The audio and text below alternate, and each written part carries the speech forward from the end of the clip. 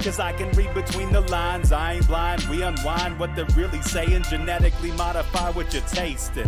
Loan you that college promise, so now you live up in your mom's basement. Redesign time so your mind is always wasted. Programmed to crave the basics, keep the beta in stasis. Pay the state, kid, you're in debt for being born. Messengers are mourn, just the price for being warned.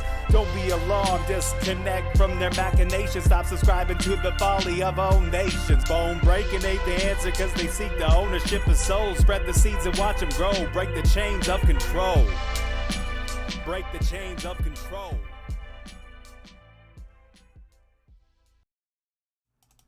So we, eternal balance of all that is good, true, and beautiful friends. What a stunning pleasure tonight to welcome to Rogue Ways a woman who is working on behalf of all of us from right within the belly of the beast itself. Right smack dab in the middle of the United Nations.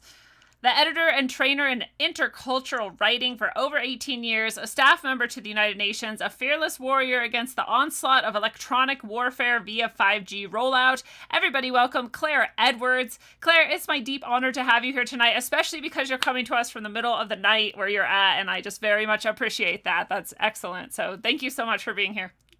Awesome. It's excellent. So I just like to remind people to check out rogueways.org for more content from me, and to please support Rogue Ways. If you love this show, if you find value in it, then give some value back on subscribestar.com/rogue-ways. There's even more content there that's specific just to subscribers, and that is the main way that the show stays supported. So thank you to all of you who support on there. I really appreciate that from all of you. And Claire, I always start with a pointless question of the episode. And so for you, I wanted to ask which insect you find the most incredible or beautiful or intriguing. Ah. Yeah. Oh. That's so awesome. I love dragonflies as well. I'm so glad you said that, because I was sitting there thinking to myself, like, I don't know which one I'm going to go with, but dragonflies are so cool. I once, had some land on me, and I usually really don't like bugs to be near me, but dragonflies are something else, right? They're kind of, they're very specific in where they move. You know where they're headed.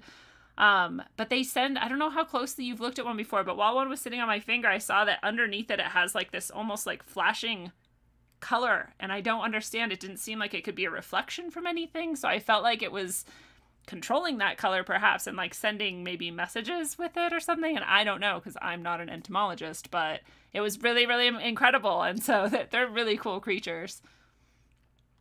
Well, I like to start off always asking people, just so our audience knows, where you kind of came from. Like, what was young Claire's life like?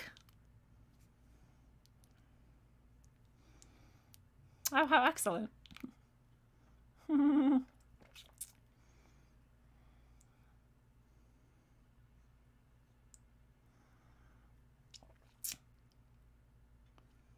Agreed.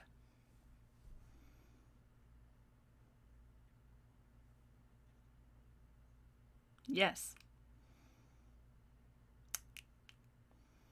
I love that point. I think that's absolutely true, and I think not enough people realize that everyone out there doing these things that they think are really honorable or cool or, achieve high achievement, they're just like you.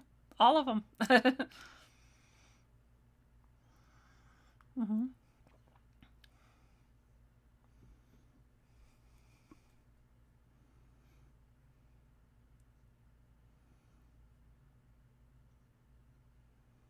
Mm-hmm. Brutally.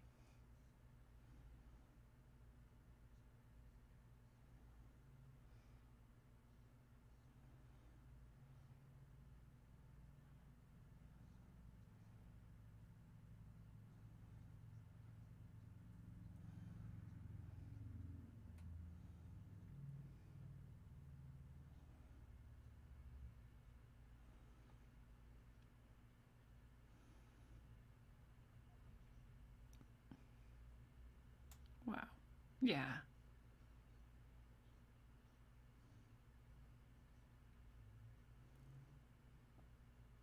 Hmm.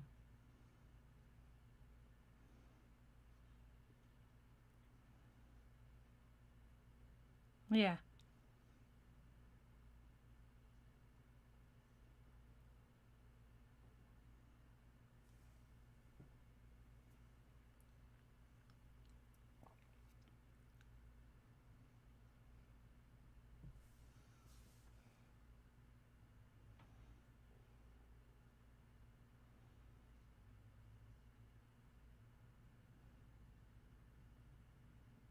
Hmm.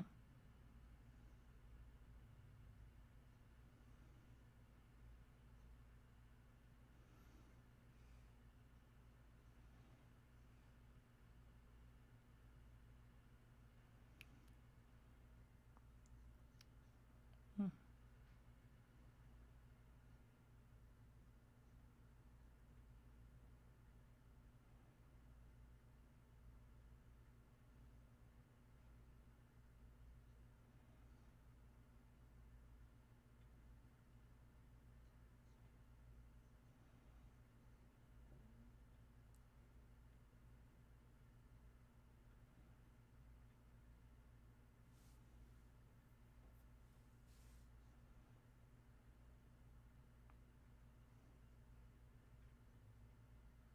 Oh,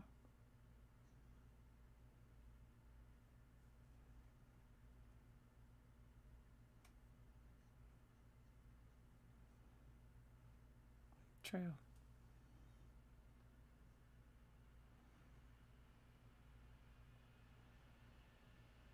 Yeah.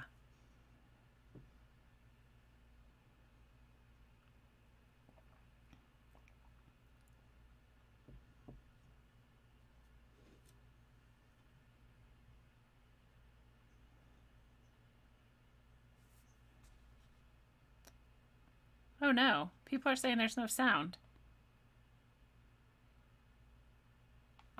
I can hear you.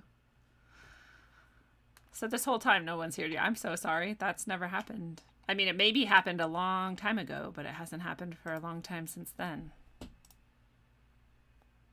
That's how this is supposed to be.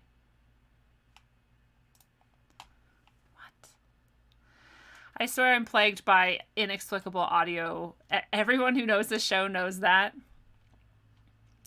But nothing has changed except now we can't hear you.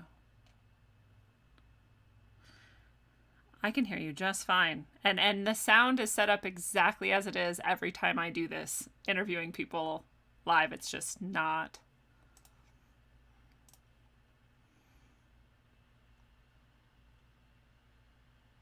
Oh, I literally checked this right before you came in and then it changed it.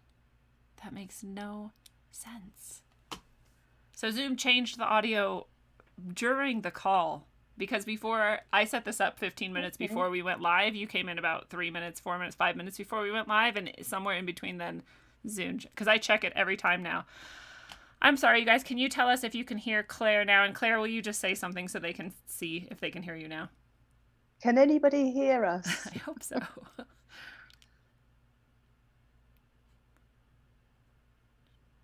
Even if you told us that you couldn't hear her before, will you tell me if you heard her just then? There's a delay. Okay, they can hear you now. Seriously, Okay, there's no wonderful. explanation for that. So I guess if you will tell us again about your very intercultural, bicultural background. Oh my God. So my parents were Irish and English, and I was brought up in England. And my mother being it took me a long time to discover it, but actually, it's all about colonization. Because Ireland was colonized by the British for 800 years, and the Irish were horribly abused. Horribly. So, I became eventually conscious of that. And after the Second World War, you had a lot of Irish men and West Indian men who came to Britain to work. And at that time, I was told by an Irish lady that you would typically take a room in a boarding house. And very often at that time, you would have a notice in the boarding house window saying, no blacks, no Irish. So one of the things that's unique about me is I do know about discrimination. I've actually experienced discrimination in one particular country where I lived. I won't say which country because I wouldn't like to give offense to those people who, otherwise, I made wonderful friends there.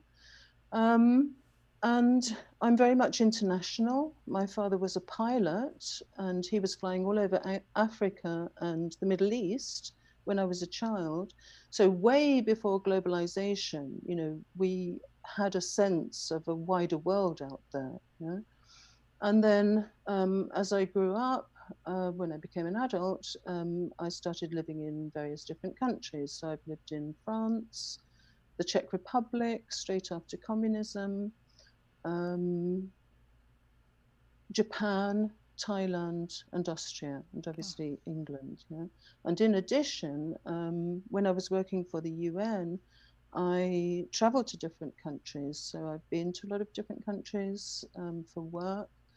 And I've also, for my master's degree in intercultural competence, I did some study tours to the Middle East and to China and South Africa. Wow. So I've also been in West Africa, I've been in East Africa, and as I say, South Africa. So I'm fairly well traveled and I know a lot about different cultures. And from living in Japan and Thailand, you're talking about radically different cultures. And what happens when you live in a radically different culture is that you discover what makes you tick. You begin to understand your culture. Why do you react so extremely to the things that you come across in those cultures? So this is one of the things that I want to talk about, is that the thinking that we have in the West is radically different from the thinking in the rest of the world. Agreed. Yes, I love the way you phrase that, because I've experienced it myself, but I have not really thought about it that way, being in another culture and living in another culture and sort of realizing the things about your culture that you sort of take for granted that you've never considered before because they do it so differently there. And then it does make you wonder, like, well, how did we get the way we are, and how did they get the way they are, and why is it so very different and completely accepted in both places to be that different? It's interesting. So I like the way that you put that. And specifically, I think you were saying something about Asia, living in Asia, and that's when we discovered that no one could hear you. So I don't know if there was a train of thought that you wanted to pick back up over there. Well, my train of thought is that how can I put this nicely? Basically, I do believe that the thinking of the West is mad. Yeah. And I believe that what is happening now is totally the product of the mad thinking. So what I wanted to look at tonight is to look back at the ideas that brought us to this place. And I also want to really emphasize the point that so I did a degree in French language and literature. So you're looking here at a generalist. I'm a linguist, I'm a generalist. Yeah. So this is actually extremely significant, because what's happening with this whole, whatever it is that we're dealing with, which is what we're going to look at, is that you have a lot of people involved who are specialized and focused on their particular thing. And for me, as a generalist, I tend to look at this holistically. And I think that this is absolutely vital, because if we can't see this holistically, we have no chance. Yeah. So well, and I think, sorry if I could to approach it. Yeah, I want to approach it in that way. It's incredibly ambitious because this is so huge. Yes. But I will do my best, and I hope that it'll be a demonstration to other people that, even if you're not an expert, your input is still really valuable. And I hope my input is valuable. Let's see, but everybody comes to this with what they have. And the thing is that you have to go with what you have. You know, I'm never going to be a medical expert, a scientist, you know, an expert on space, but somehow I have a lot of limited knowledge of a huge range of areas, you know, because of all the things that I've done and the work that I've done and so forth. Yeah. So that's what I want to try to do, even though it's extremely ambitious and most people wouldn't even attempt it. I love it. I mean, you're right. Your unique experience leads directly into a greater understanding for everybody. And that same message that you were giving earlier, that this is actually what everybody needs to realize about themselves, is that we do all have something to offer. And it's not in that way where like everybody gets an award and every single thing you ever do is great. Like that's not, you know, what is being said.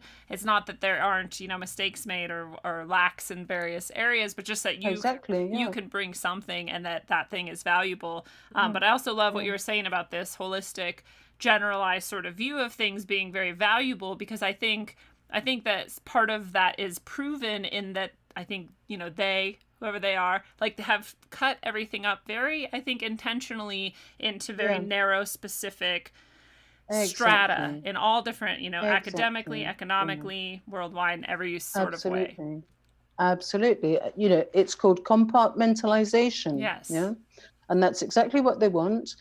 And they want everybody to stay with the facts. And when you get involved in the Stop 5G movement, you are constantly warned by everybody, stick to the facts, stick to the facts. Well, I'm sorry, but, you know, these facts have been debated for the last 20 years, and it hasn't gone anywhere, because this is not the field of battle. The field of battle is actually somewhere else entirely. Yeah?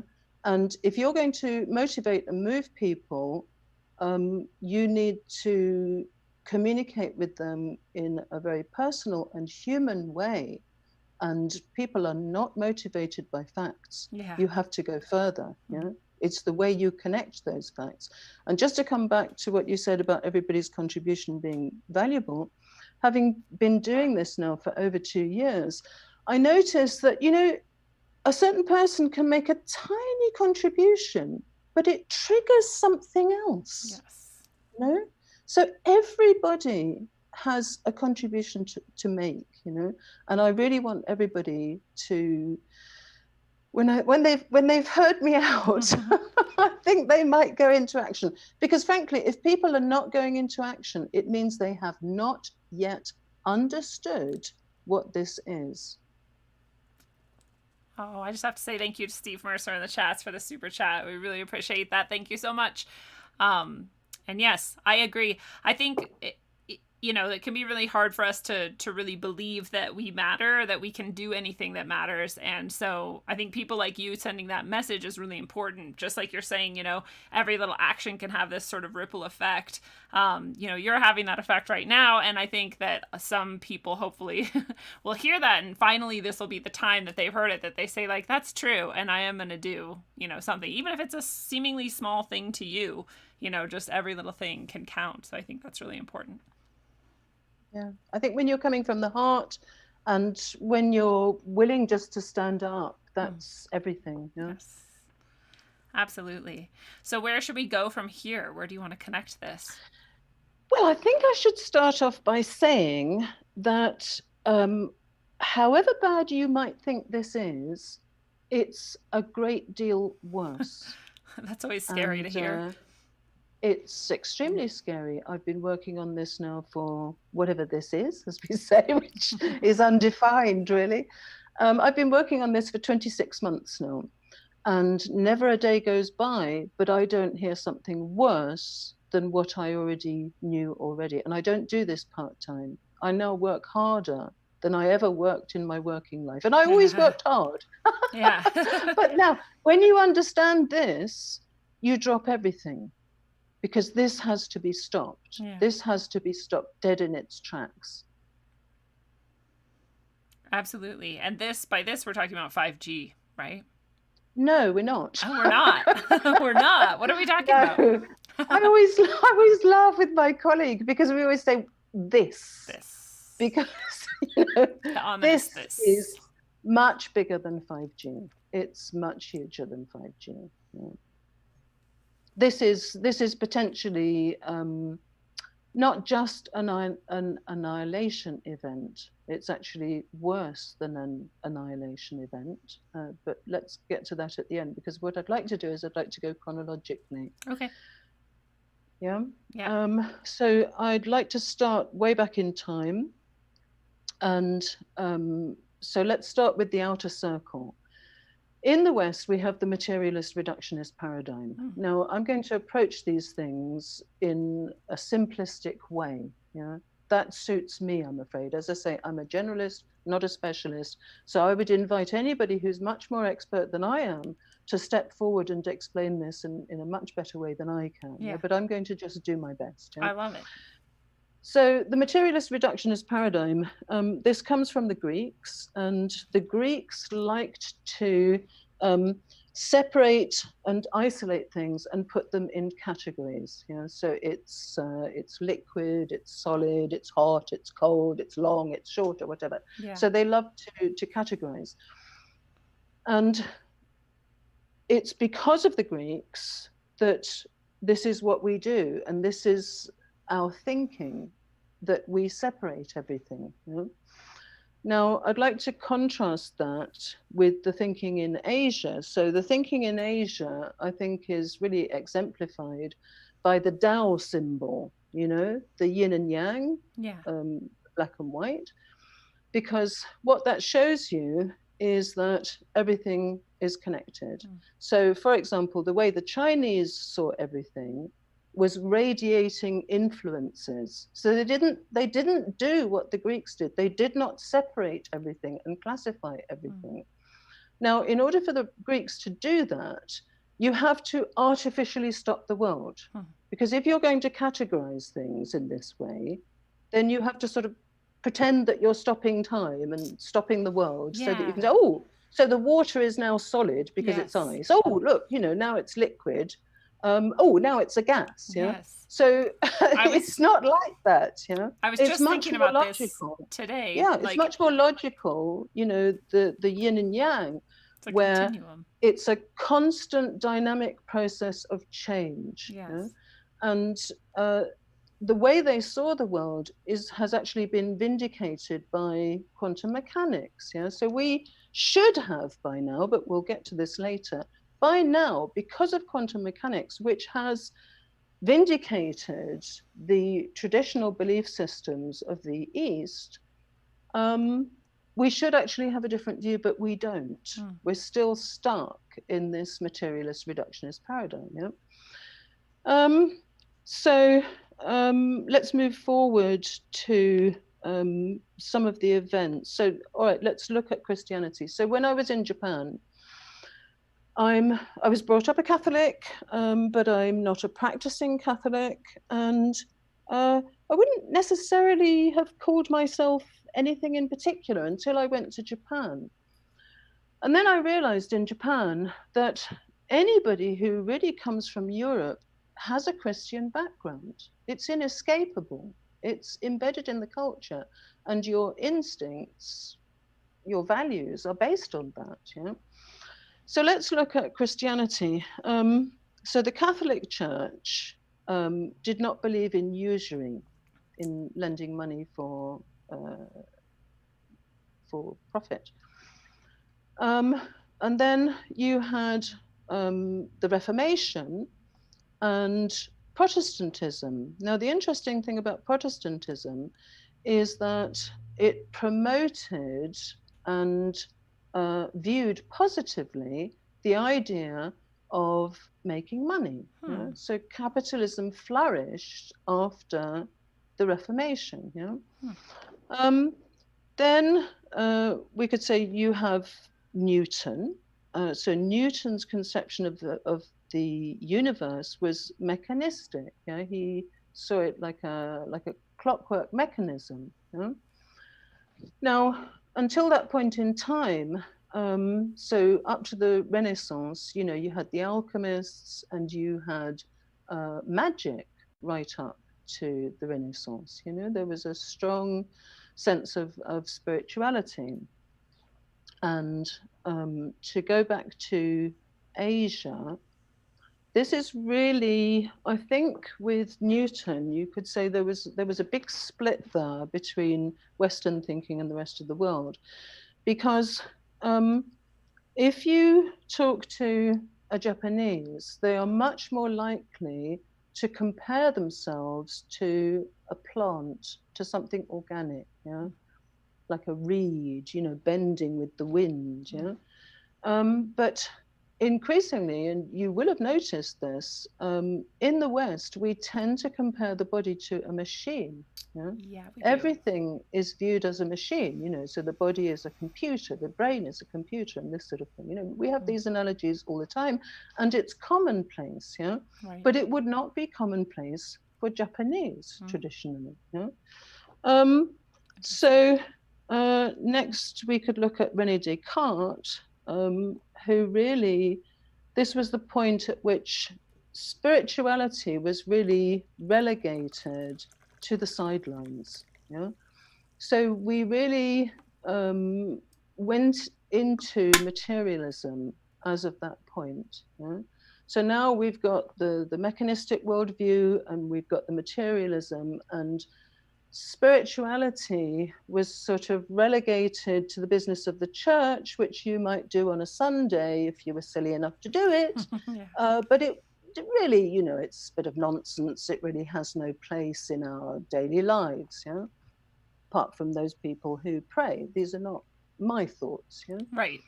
They just decided it was a quaint superstition to have any sort of spiritual ideas. Exactly, So this is what has happened. Then came industrialization. So we had the first and second industrial revolutions.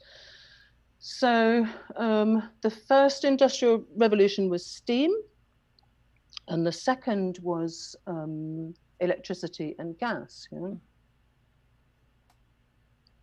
And the third industrial revolution was digitalization at the end of the 20th century. And now Klaus Schwab of the World Economic Forum is telling us that 5G represents the fourth industrial revolution. So this evidently, according to him, is something that we should welcome with open arms. Isn't it marvelous that we have the fourth industrial revolution? Well, as I said, I studied French language and literature, and my favorite period in French literature was actually in art as well, was the second half of the 19th century. So what have you got going on in the second half of the 19th century? So my favorite authors were Balzac, Zola, and Dickens, yeah? Not French literature, I did like Dickens, and Hardy, yeah? So what have you got going on there in the second half of the 19th century? Well, of course, you've got the consequences of the Industrial Revolution. Yeah? So you had the enclosures, which took away the common land from people, and because they couldn't make a living anymore, they were forced into the cities. And so what you find in Zola and Balzac and Dickens is the terrible conditions under which people lived during the Industrial Revolution. I mean, awful. I mean, Zola in particular, it's just, he paints these incredible images, and life for people in those days was just terrible. There was no security whatsoever, and the poverty was just appalling. Yeah. And then if you look at Thomas Hardy, who was writing in England at the same time, he was showing you a different. He was not showing you the Industrial Revolution, but he was showing you the consequences for people who lived on the land, the consequences of mechanization, and how their lives changed because of mechanization, yeah, and how their lives were impoverished by that. Yeah. So, I'm afraid, Mr. Schwab, my impression of your industrial revolutions is not that positive. No. And I'm even less enamored of your fourth industrial revolution, but we'll come to that a little bit later.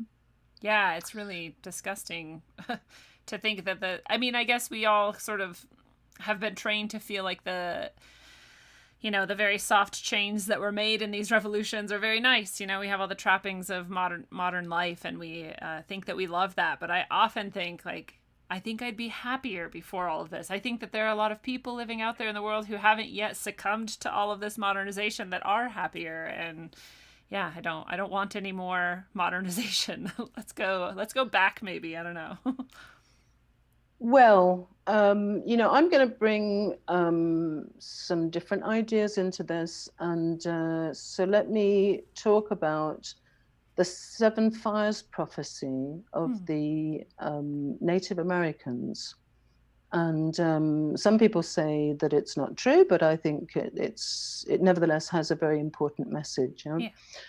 So this Seven Fires prophecy, the seventh prophecy, is that the pale-skinned peoples will come to a fork in the road. And if they go one way, they will find a charred and blackened earth. And if they choose the other way, they will find a verdant and abundant earth. But there's a third way, and the third way is to turn back. Interesting. And I am an advocate for the third way. Now, I should also say middle path. That I'm very much pro-technology. See, I'm not any kind of Luddite. I was the first editor at the UN to edit on screen, directly on the computer, and produce a finished document.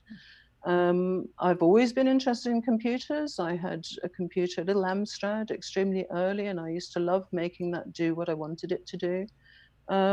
So I'm very much pro-technology. My father was a pilot, and our house was always full of the latest gadget, whatever it was. So I'm very much pro-technology, but I think that technology should serve humanity. Absolutely. And what we're faced with now is the enslavement of humanity, and worse. But we'll come to that shortly. Yes, agreed. Uh-oh. Oh, there you are. You're back again. There we go. Okay, good. Okay, so over let's say 300 years. So we've had the various industrial revolutions, and we've had the rise of science. So we had the Age of Reason, and science has increasingly gained prestige. And so what I want to question is, are we actually in the age of science, or are we actually in the age of scientism?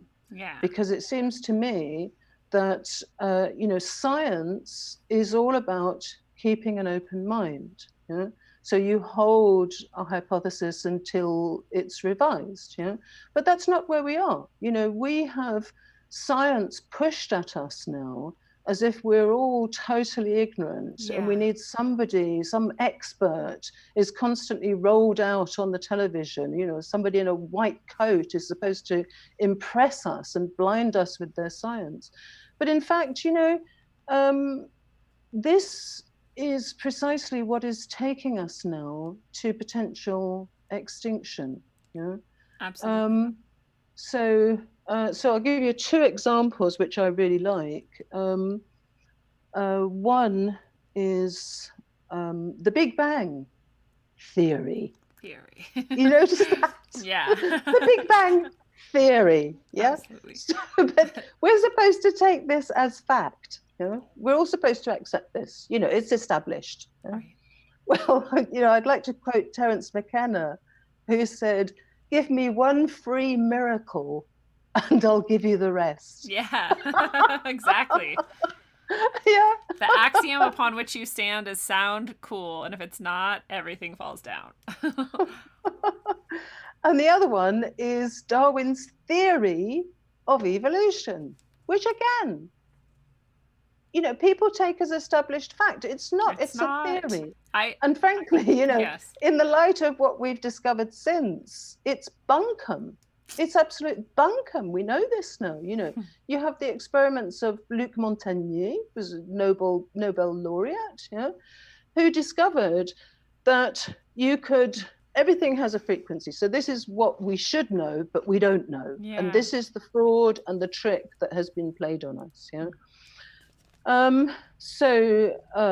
Montagnier recorded the sound of DNA and then was able to recreate DNA using that sound.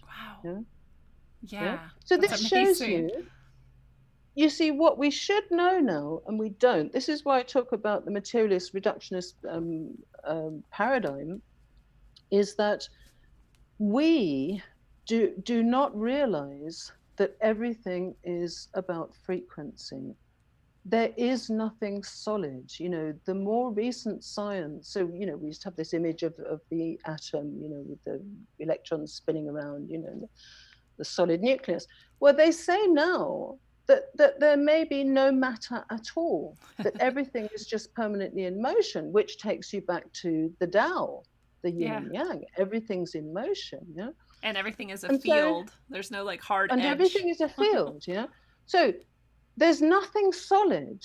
If anybody, we all learn this at school about atoms and molecules. And yet everybody thinks, oh, it's solid. Well, no, it's not.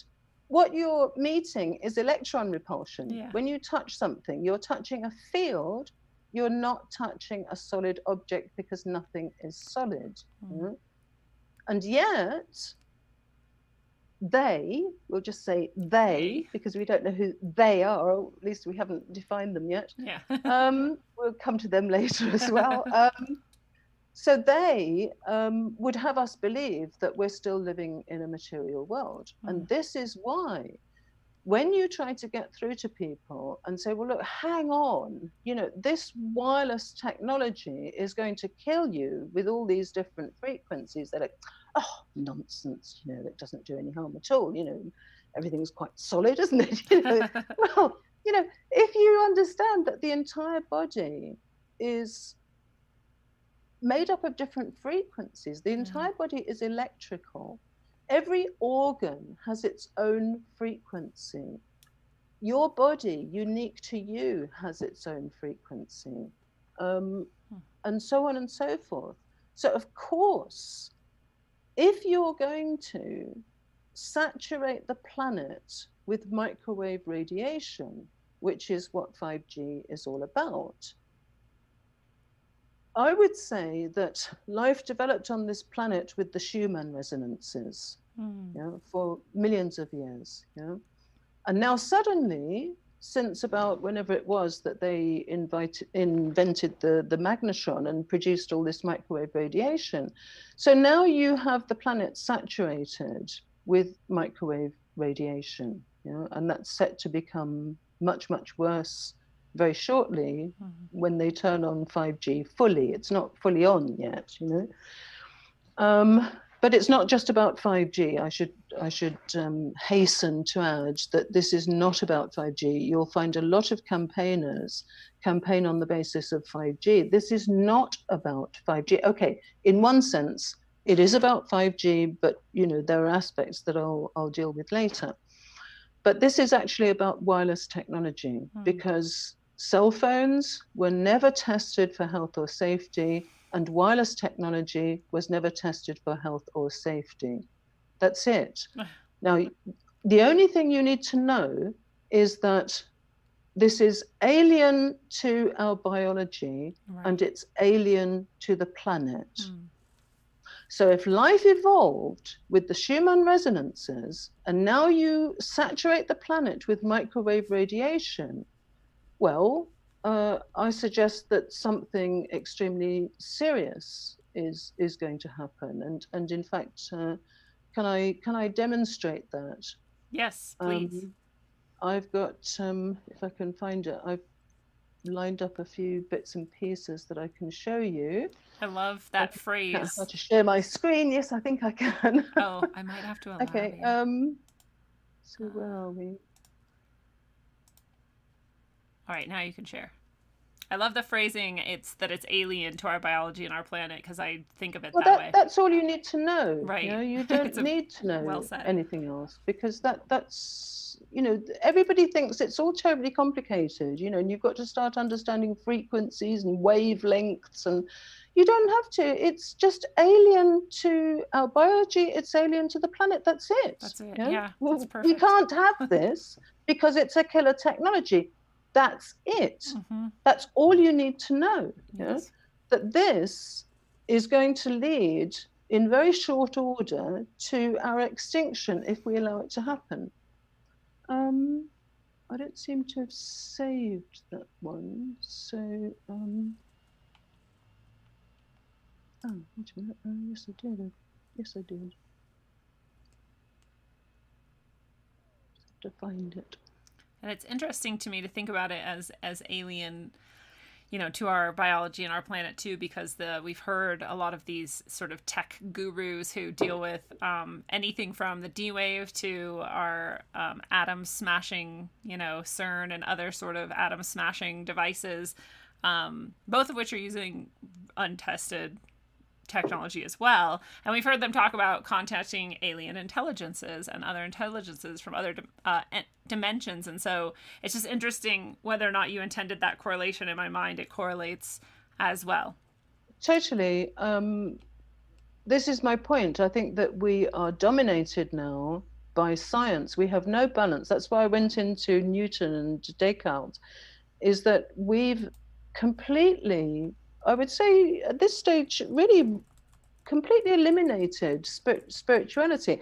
And yet you can see that people have a need for something more. They know they are something more. Yes. And so they're reaching out for it. They're looking for it, but it's really not part of our mainstream, and this is wrong. We have to bring it back. If we look at Bruce Lipton, Bruce Lipton has shown that consciousness is not in the brain. Yes. Consciousness is outside of us. And so what the brain is it's a receiver transmitter. Yes. So as he describes it, consciousness is like, I'm going to use a horrible machine analogy now, but it was his. So, you can see the brain as a television, So the broadcast is always there, but if you don't turn on the television, then you're not getting it, if your television breaks down, you're not getting the broadcast. So consciousness is outside the body. I mean, this is established now, also through quantum physics. It always makes me laugh. The double slit experiment. Yes. Where they shoot these particles and they get a wave. And they talk about the observer effect. So as soon as you observe this, then the results change. Right. Well, if the observer is having an effect, the observer is not an observer, I would suggest. Right. The observer is a participant. Yes. Right? Right. And this is what's shown by the Global Consciousness Project. So the Global Consciousness Project, this was a project which was started at Princeton University, and it was run for a long time by Dean Radin. I don't know if he still does. But what He's the awesome. Global Consciousness Project showed you is that whenever there's a major event on the planet involving very, very large numbers of people, all paying attention to this major event. So, a tsunami, the O.J. Simpson trial, the murder of Princess Diana, or one of these, A pandemic. Well, the pandemic, I mean, I haven't looked since. So what happens is that they've put these random number generators all over the world. And of course, a random number generator puts out ones and zeros randomly. But what they've discovered is that when a large number of people all put their consciousness on a single event, those random number generators are significantly less random. Yes. Okay. And not only are they less random, but this happens in advance of the event. We know it's coming. Yeah. Yeah. We are beings of frequency, and we are connected to consciousness, which is outside of ourselves. Yeah. So I'm just going to throw in here before I go to the video, which I've just found, something about these so-called safety guidelines. Yeah. So I'm wearing earphones. Yeah. Okay. Now, these earphones are not normal earphones. These are, I think they're called air tube earphones. Right? So from this point onwards, there's no wire involved. Huh. Right? This is an air tube. Smart. Right? Now, if you did have a wire, then you're taking electricity into your head. Yeah. Yeah? So I never use normal earphones. Yeah, I always use air tubes. Yeah. Now, you will be aware that a lot of people have bought these Apple, whatever they're called, earbuds. I think they're called AirPods. Unfortunately, AirPods. They're very similar name, but with a totally opposite effect. That's so creepy. Now, so these are putting microwave radiation straight through your brain. Yeah. From one to the other. That's going straight through your pineal gland. Yeah. Yeah. Now I can't. When I see somebody with these, I can't walk by. I just can't. I just can't ignore it. I'm very polite, but I say, look, can I tell you about those things? Yeah.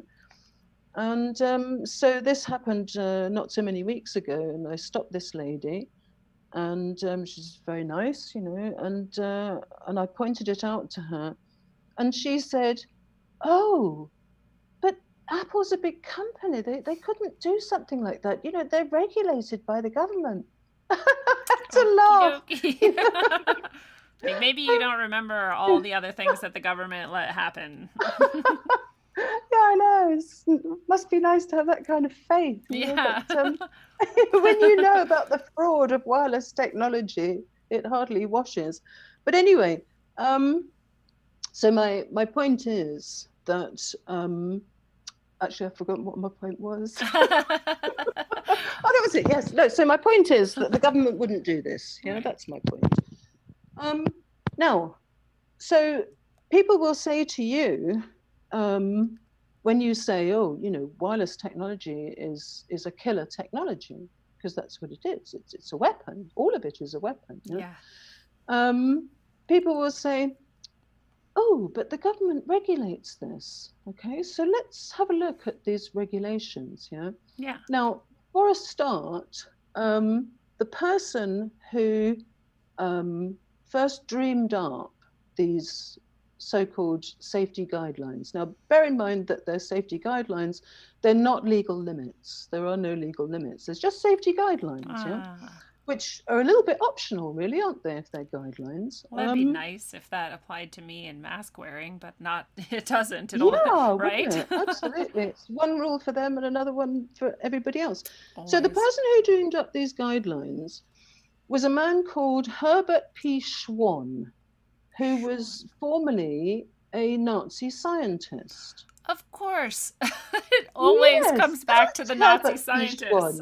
Oh my God. Yeah, the Nazi scientists. Now, who are you going to rely on to make your safety guidelines, Seriously?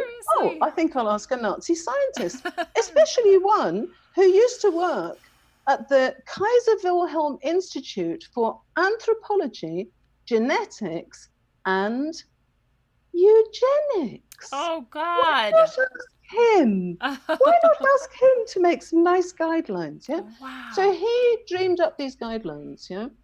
Now, it's interesting, and Lina Pu, who is a fantastic researcher, she's pointed out that he actually knew all about the biological effects of electromagnetic radiation. I'm sure he did. But he said that for these safety guidelines, he said, no, there are no biological effects. There are only heating effects. So if you don't feel like you're being heated up, well, bingo, it's absolutely fine. Except that we now have 31,000 studies. This was 1953 when he drew up these safety guidelines. So we now have 31,000 studies talking about the biological effects of electromagnetic radiation. And, you know, this was known way back. I mean, this was known at least in 1932, you know? They play these So games with words where they just redefine things. Like, there's no biological effect, there's just this effect. And they did the same thing with the autism and vaccines thing. They said vaccines don't cause autism, but they do cause an effect which then causes autism. You're like, this is, okay, whatever. Like, this is just all nonsense then. Wonderful explanation, yeah? So, you know, the big con about these safety guidelines is that they are based on thermal effects only. Yeah?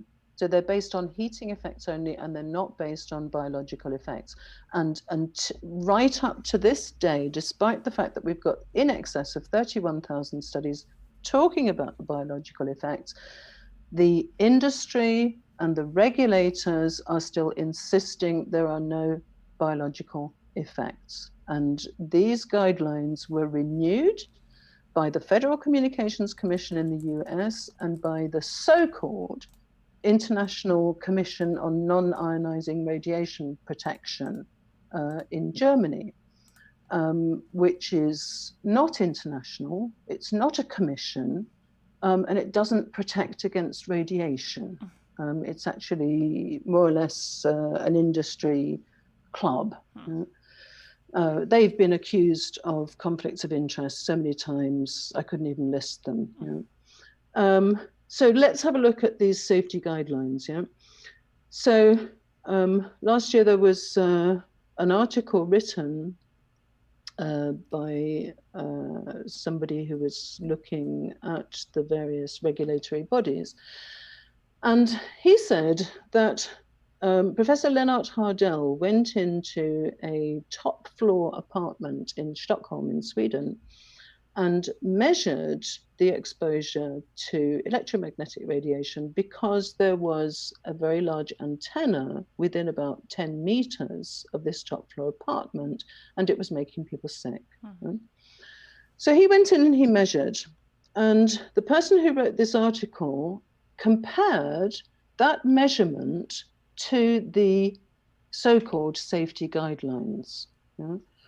And he said, well, in order to start exceeding those guidelines, you would need, wait for it, 666,000 such antennas in order to start exceeding those so-called safety guidelines. Okay? 666. So this is like saying, oh, we're really concerned about children being run over by people speeding.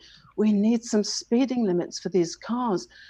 What sort of limit could we have? Let's say 20 million miles per hour. Yeah. That should do it. Exactly. Yeah? That's the calculation.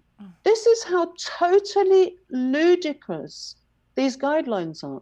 So you have CEOs of telecommunications companies, and you have people in the lying mainstream media, all of which is controlled by the same oligarchs that are pushing 5G on us. And the lying mainstream media is telling you that this is safe. Well, as soon as somebody says this is safe, you should be suing them, because you cannot say this is safe. When somebody says that, you need to say, where's the study? Yeah. Show me the study that says it's safe, because it doesn't exist. You cannot say this is safe when we have in excess of 31,000 studies talking about the biological effects, and when this is a weapon developed by the military. Yeah? We have 4 weapons experts campaigning about 5G and wireless technology. That's not an accident. They know what this is. Yeah? So these so-called safety guidelines are just worthless. So you may get CEOs of telecommunications companies, or you may get government representatives or health authority representatives who say, oh, but we're only at a fraction of the guidelines here. Well, sorry, but a fraction of the guidelines is going to kill you. Yeah. It is going to kill you, because it's not a question of high power or low power, or high frequency or low frequency. Every part of your body has different frequencies. And so you are going to be affected even at the tiniest power levels. In fact, actually, I believe the damage is actually worse at the low power, low frequency levels, because it affects your cells and so on and so forth. So that's the absurdity of these guidelines. So now, if I may, I'd like to show you this video. Yes, please do. Because in this little bit of video, it's a presentation I did last year, and I was seeking to demonstrate that it's an energy universe. Yeah? So if I share my screen, hopefully you'll be able to see it.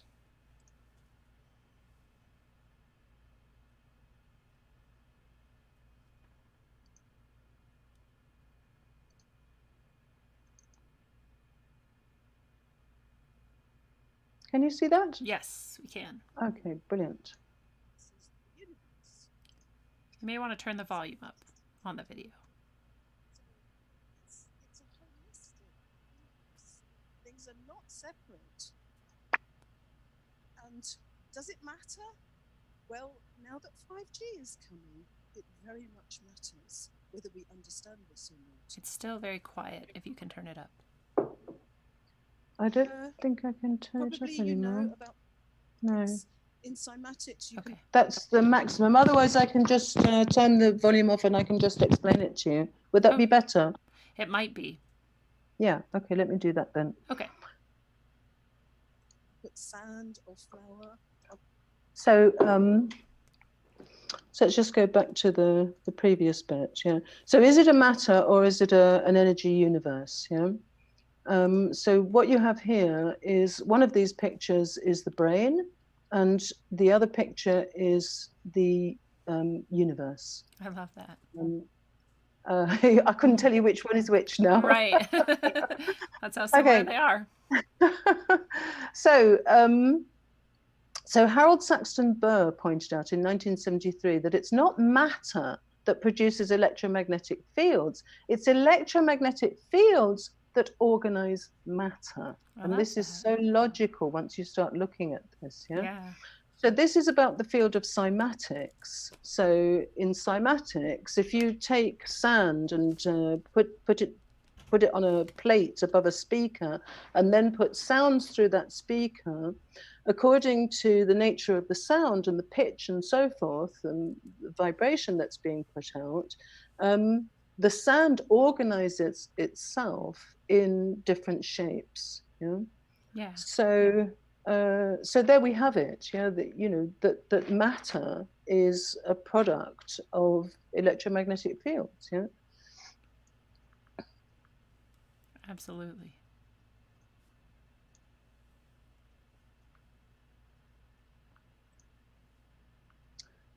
So this is where I was talking about Masaru Emoto. So I think most people are familiar with the work of Masaru Emoto, who is no longer with us. But what he used to do is he would expose water to let's say, to thought. So he would write the word love and stick it to a glass of water, and then he would take some of that water and freeze it, producing a crystal. And if the word that he'd put on the glass was beautiful, then you would get an extremely beautiful crystal. But the lower image that you see here was heavy metal music, for example. Now, what you have to bear in mind is that our bodies are 70% water. So what are you doing to your body when you put negative thoughts into your body? Right. What are you doing to the body when you expose the body to microwave radiation? Yeah. I'll just move on from that. And especially if you're doing multiple of those things at once, Absolutely. Like, what if you're wearing a shirt that says something, negative on it? You're having a negative thought, you're listening to heavy metal music, and you're being radiated all at the same time. Oh, absolutely. Which I'm sure is happening to countless people at this exact moment, Yeah. without them even thinking about it. So what we have to realize is that when he writes the word love and attaches it to the glass, this is actually the word love has a frequency. It's a thought with a frequency. So all the thoughts we have, we're sending out signals, we're sending out frequencies. So if you're sitting on public transport and you're looking at somebody and thinking, oh, that person's scruffy, or oh dear, thinking something negative, you are actually injuring that person. Yeah. So we need to be a great deal more conscious about the way we live our lives. First, we need to get rid of this 5G. If we understand, I think 5G and wireless technology is an opportunity for us to understand the true nature of reality. But unfortunately, we've got about 3 months to do that. We need to do that really fast. Wow. Because otherwise we're facing extinction. So the other point I wanted to make was that German researchers, they found that if they put a rose into water, water has memory. So each droplet of that water would contain the image of the rose. In other words, it's a holographic universe. Yes. Every part of the universe is a reflection of every other part. And I might add that, of course, that also means that we are very much part of the earth. Going back to this idea of separation from nature, we are part of nature. This is another idea that actually comes from the Bible, because the Bible talked about God gave man dominion over the animals. And so in our Western thinking, we tend to think that we're separate from nature, which would never have occurred to the 70% of the world that doesn't subscribe to this thinking. So anyway, so this is the German scientists, and what they found was that each individual researcher, if they just picked up one droplet of water and transferred it from place A to place B, they imprinted their own frequency on it. So you can see that there were 4 researchers here, and each of these is different, but they all have similar characteristics reflecting the frequency of that person. Wow. So it shows you that it's really, really important to raise your vibration. Literally, yeah. To do everything, to be positive, to eat well, to exercise, to think positive thoughts, to stay in joy, and obviously stay away from all microwave radiation. Not that that's going to be possible very soon. I think I can come back to that later, because I've got that slide somewhere else. So I will come back to you now, I hope.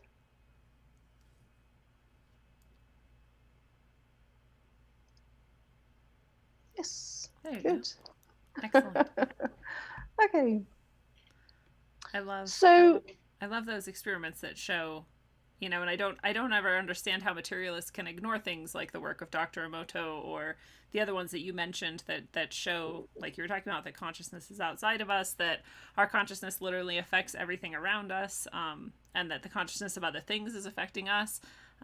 You know, those things seem to me like they would be mind-blowing to people who are stuck in this materialist paradigm, but it doesn't seem to jar them.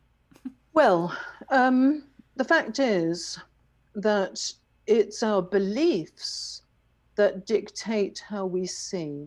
Right. Now, I've actually, I've seen some very, very concrete examples of this. So one of the first things I did after I retired was I started teaching children how to see without using their eyes. So the blindfold has about, I don't know, 3 or 4 layers. And I know that the children can't see. Yeah. And through this special course, which was developed by a very, very clever South American man,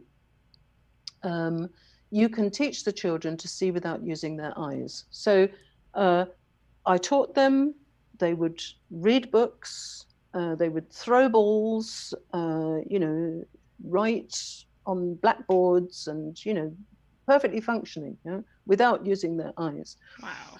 Because obviously we don't see with our eyes, which is another aspect of what's been hidden from us. Yeah. And I would show certain people. So I could have an adult standing there, and the child is there. The child is reading a book. They read it out. The adult can see what they're doing. Say, "Oh no, that's not possible." That's not possible. Like, it's right there. The point is, you see, if you have a belief system, your belief system is going to dictate how you perceive. So it's actually not possible for you to perceive something if you're blocked by your belief system. So I suppose it's a little bit like, Pacific Islands where, a ship would arrive hundreds of years ago and they couldn't see the ship because it didn't fit into their belief system. Right. So it's similar to that. So, unfortunately, we have been massively tricked, and I find it really, really shocking that quantum physics dates back to the end of the 19th century. So we're talking, at least 130 years. Do you see any evidence of this filtering through into our day-to-day existence? Zero. Very little. This is the lie, because you've got an education system which is not designed to educate people effectively. Not at all. And it's designed actually to do the opposite, to blind people. Literally. So you have a situation where you have quantum physics has been around for 130 years. You've got computers that use 11 dimensions. Those exist now. A lot of your medical equipment in hospitals is based on the principles of quantum physics. And yet, we don't apply this in our everyday lives. We're still led to believe that everything is material. And this also goes for the medical profession. Because what seems to have happened in the medical profession, I mean, for a start, the medical profession is based on the materialist reductionist paradigm where nothing is ever connected. Everything's always separate.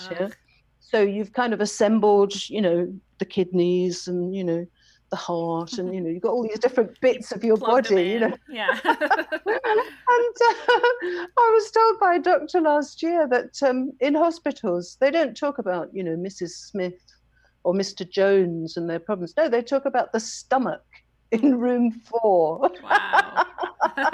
You see, I mean, for a traditional Chinese practitioner, this couldn't be more ludicrous. Yeah. How can you say, well, there's a problem with your stomach? Because you're talking about a dynamic system which is constantly in flux within other dynamic systems of climate, weather, and so on, Right. which is constantly in flux. Yeah. Yeah. So how do you say, oh, you've got a problem with your stomach? Yeah. I mean, when you start looking at these things in a different way, it makes no sense whatsoever. So what has happened with medicine is that it seems that after the Second World War, so of course the microwave oven actually was invented by the same Herbert P. Schwann who gave us the wonderful safety guidelines. Oh my He God. also invented the microwave oven as well, which is another dreadful thing that you do not want to own. We don't even Because have if one. you cook, I don't have one. I don't have one. Because if I have one, I'll end up using it in a moment of weakness where I'm like in a rush or something, which I shouldn't be in anyway, but it'll happen. So I'm like, I don't want one even in my house. Well, I'm going to cite my brother here, and I hope he'll watch this. And my brother, I don't know about now, but he used to own 2 microwave ovens. I don't own even one. But I said, well, why do you have 2 microwave ovens? He said, I can heat up my dinner and my coffee at the same time. And he said, well, why don't you have a microwave oven? I said, look, I don't want to be taking cover while I'm cooking my dinner. And then you don't want to eat the thing that came out of the. I don't know. Absolutely I don't know what it's doing not. to our food. Yeah. Well, there is a video that I can send to you where the gentleman suggests that the reason for the very high rate of esophageal cancer in the United States is because of the very high use of microwave ovens. And they were banned. In Russia, they were banned. Wow. You see, the Soviet research was way, way ahead of the West. And a lot of the early research into the depredations of microwave radiation came from Soviet research. Now, what happened was the American military happily scooped up all this Soviet research so that they could develop weapons with microwaves, you see. Of course. And they did not want the public to know that this was dangerous. And Barry Trower has talked about a 1976 document, which he says is the most despicable document in history. And this is a US military document, which was later declassified. And in this document, and I paraphrase, it says basically, we cannot have adequate exposure limits for the public because that would inhibit the development of weapons and the profits of industry. That's it, 1976. That's all you need to know about the motivations of the people behind things. Absolutely, yes. So, so you see, it seems that the Western medicine is stuck in this false paradigm of believing that everything is matter, and that the body operates through chemicals rather than frequencies. Yes, I mean, another thing you have to realize, which is really extraordinary, is that doctors receive 0 training on electromagnetic fields and their effects on the body. I mean, 0. Wow. This is why, you see, if you start suffering from the depredations of electromagnetic radiation, the symptoms, there are a huge number of symptoms, but each person tends to experience it as an individual. So, it's not this, if you want to call it a syndrome, if you like, it's not easily recognized. So what will tend to happen is you'll go to the doctor and say, well, I've got these terrible headaches. My heart is not functioning properly. My skin's burning, or whatever it is, you see. And they'll refer you to a skin specialist, or they'll give you headache pills, or they'll refer you to a heart specialist, but they won't realize that you are being exposed to electromagnetic radiation and it's making you sick. Yeah? And that's why we have this term electro hypersensitivity. So people who are tortured by electromagnetic radiation, I mean literally tortured. I mean, you can't imagine. I have a friend who is electro hypersensitive, and she has described it to me.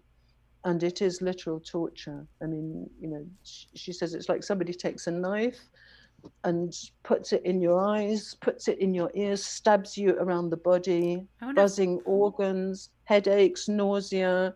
And it's endless. Yeah. I wonder if that's what is happening to me. I have stabbing pains all over my body all the time, but I have a lot of nerve damage too, so I've just always attributed it to that. Well, you know, I mean, you could. Everybody needs to own an EMF meter at this stage. True. Yeah, it should be a common household item, because we should know what we're exposed to. Yeah. Yeah. I tend to know. You know, I watch my body very carefully because I don't have pains in my body. You know, and so I watch my body extremely carefully, and when I notice anything that is untoward, I know that I'm being exposed, because this happens when I drive by antennas, or you know, I know because I can measure on the meter as well, so I know it's happening, you know, and I know where I experience exposure.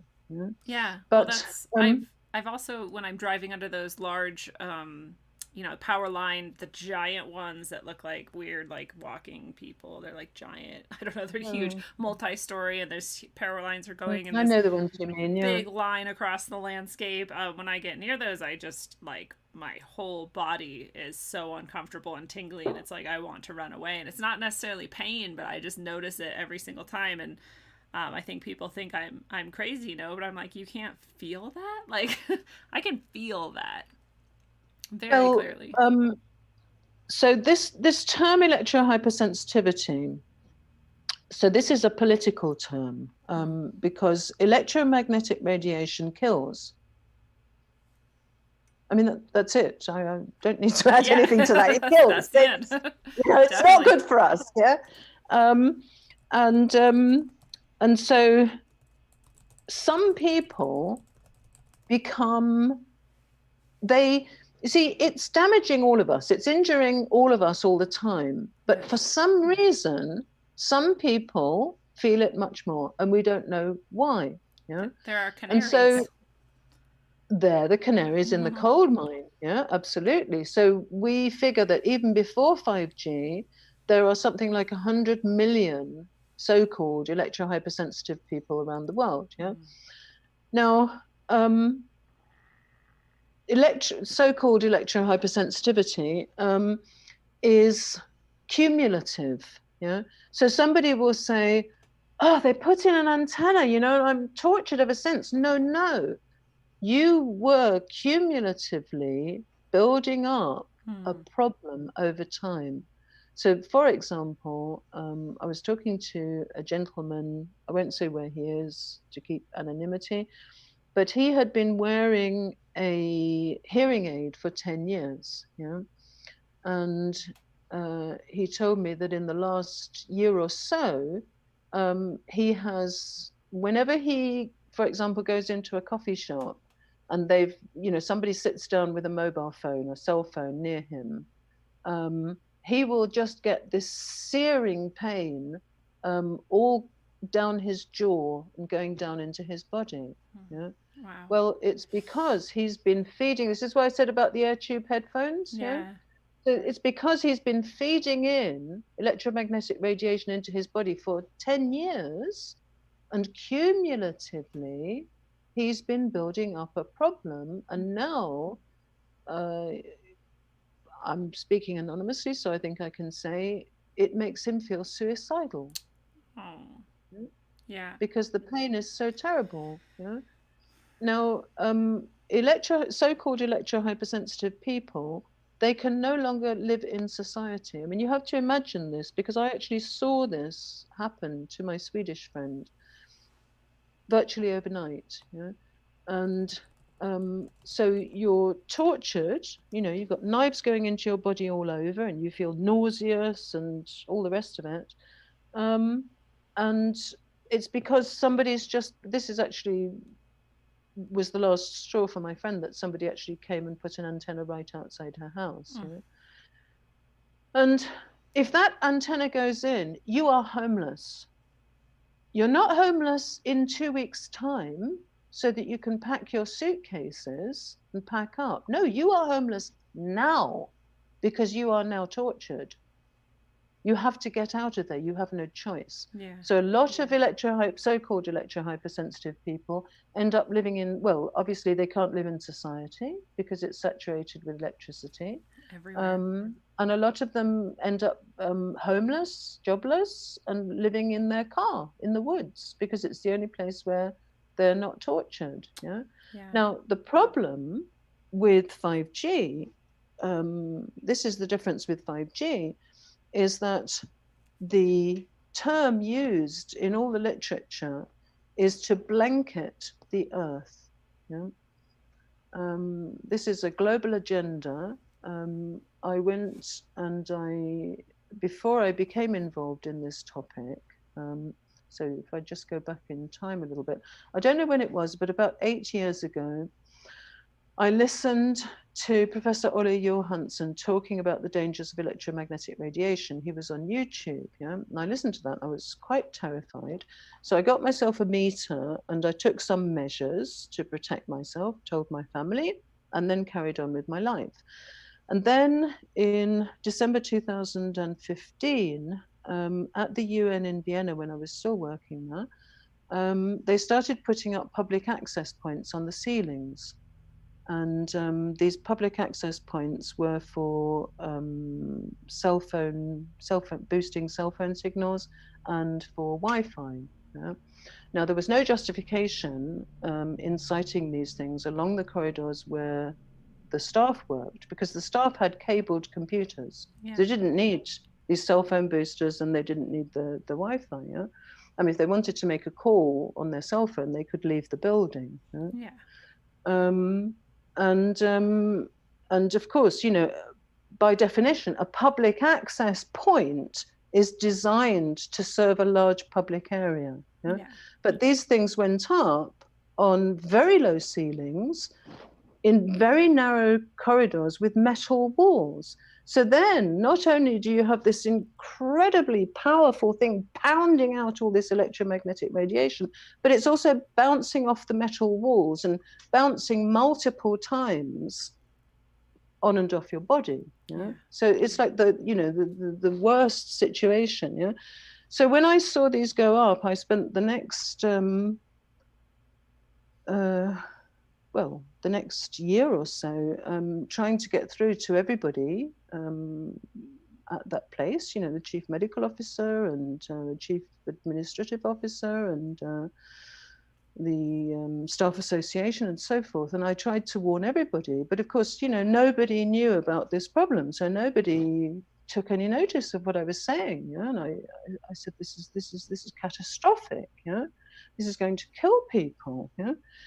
Well, they just ignored me. And so I was ill, and I didn't put two and two together until a couple of years later, that I was ill. As soon as they went up, I was ill for 7 months. Wow. But I attributed it to something else, because I had flu symptoms.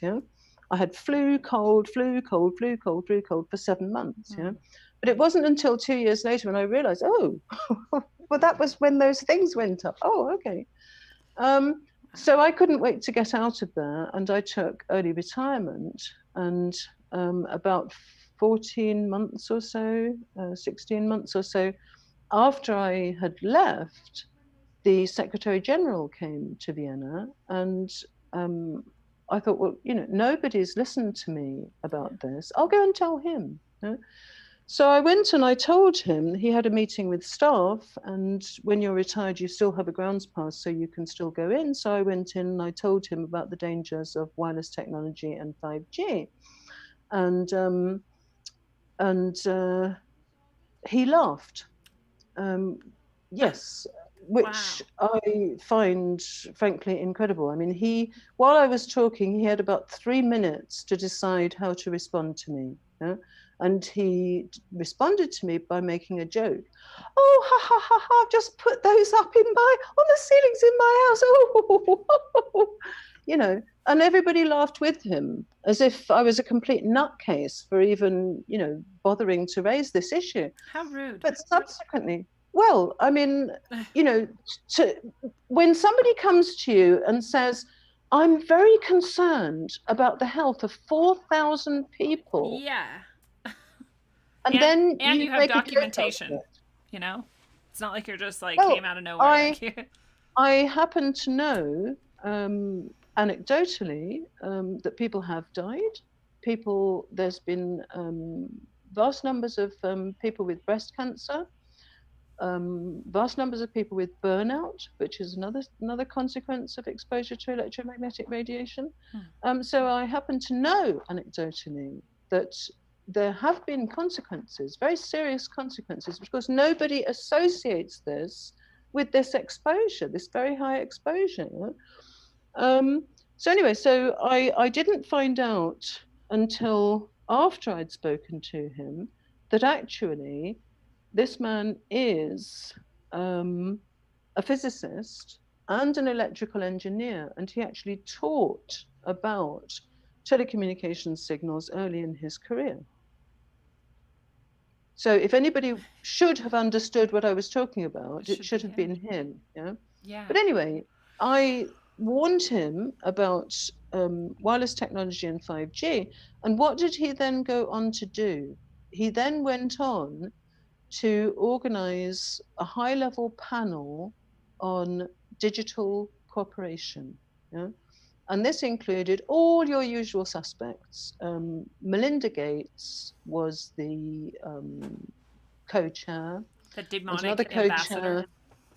Yeah, and another co-chair was Jack Ma of Alibaba. Yeah, and then you had all these pro telecoms, pro industry people. You had not a single person with any medical knowledge, not a single environmentalist, nobody. This was all just piling on 5G and how can we roll this out uniformly across the world as rapidly as possible. Yeah?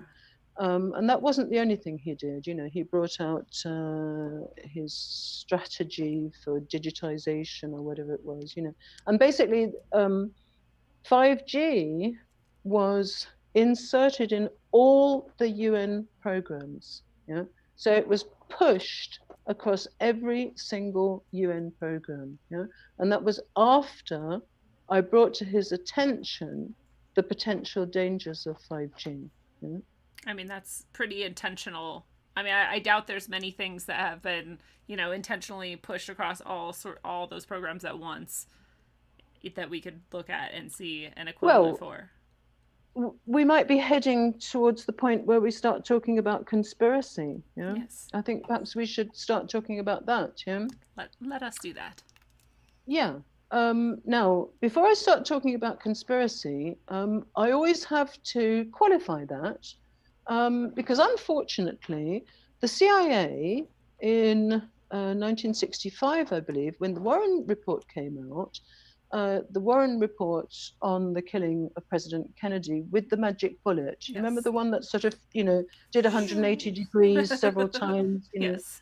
And so people found this wildly implausible, and they started questioning the Warren Report. And so the CIA invented this term, conspiracy theory. Yeah?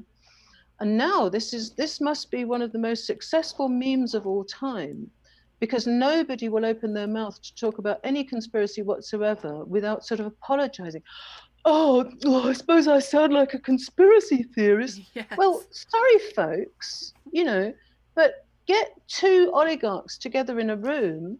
Yeah. And you've got a conspiracy. This is why I don't understand. Like, how do you not know that people, and especially people in power, literally conspire to pull certain things off? Whether we find out ever or not is another story. But we know we conspire with each other. Like, conspiracy happens. Yeah, it's absolutely ridiculous to start talking about conspiracy theories.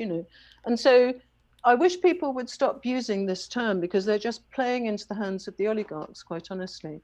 So let's talk about the very real conspiracy of 5G and what 5G is really about. So to talk about this, we need to go back to Darwin again, and Darwin's, basically it's summarized as survival of the fittest. Yeah. So Darwin's cousin, I think it was Galton, he thought that it would be good to help nature along, since, nature tends to get rid of the weak, as Darwin argued, then it might be good to actually help nature along, and get rid of all the weak and stupid people. Yeah? And so eugenics was born, yeah, as a result of the theory, unproven, of evolution, which has actually now been also totally exploded. Yeah? So everybody bought into eugenics. Eugenics was really big until Hitler. Hitler discredited eugenics for obvious reasons. Yeah. But until that point, everybody bought into eugenics. It was legal in certain states of the US. Wow. It was encouraged. It was seen as perfectly logical. Let's go back to logic again. This left brain thinking, the materialist reductionist paradigm is left brain thinking. It's not holistic thinking. Yeah? Right. So right. in left brain thinking, everything is separate. Yeah. And in right brain thinking, everything is joined up and you see the connections. Yeah? You tend to think more holistically. So eugenics was adopted by anybody who was anybody. And one of the star players was the Irish playwright George Bernard Shaw. And you can still find him on YouTube arguing that people should be brought before a board and they should answer questions to justify their existence. I remember And if they this. couldn't justify their existence, then a humane gas should be found to get rid of them. It's a bit Nazi-ish. Yeah, well, that's why it was very popular with the Nazis. But it was Hitler who discredited eugenics. Now, I'd just like to point out that we're going in this direction. We are still going in this direction, yeah? Because the technocracy that's proposed would ration energy. So unless you were able to put into the system the same amount of energy that you withdrew from it, in other words, unless you could justify your existence, then, a nice bit of 5G will be coming your way to get rid of you. To you, I just have to add how well this connects with the programming we've just received and will continue to receive about essential. You're an essential person, and that person's not essential. You're an essential worker. You're not an essential worker, right? That's a very good point. Gross. That's a very good point indeed. Yes. Well, I mean, yeah, we have to get to COVID. Yeah. let me just cover this, and then we'll get to COVID, the scamdemic. So let's go back to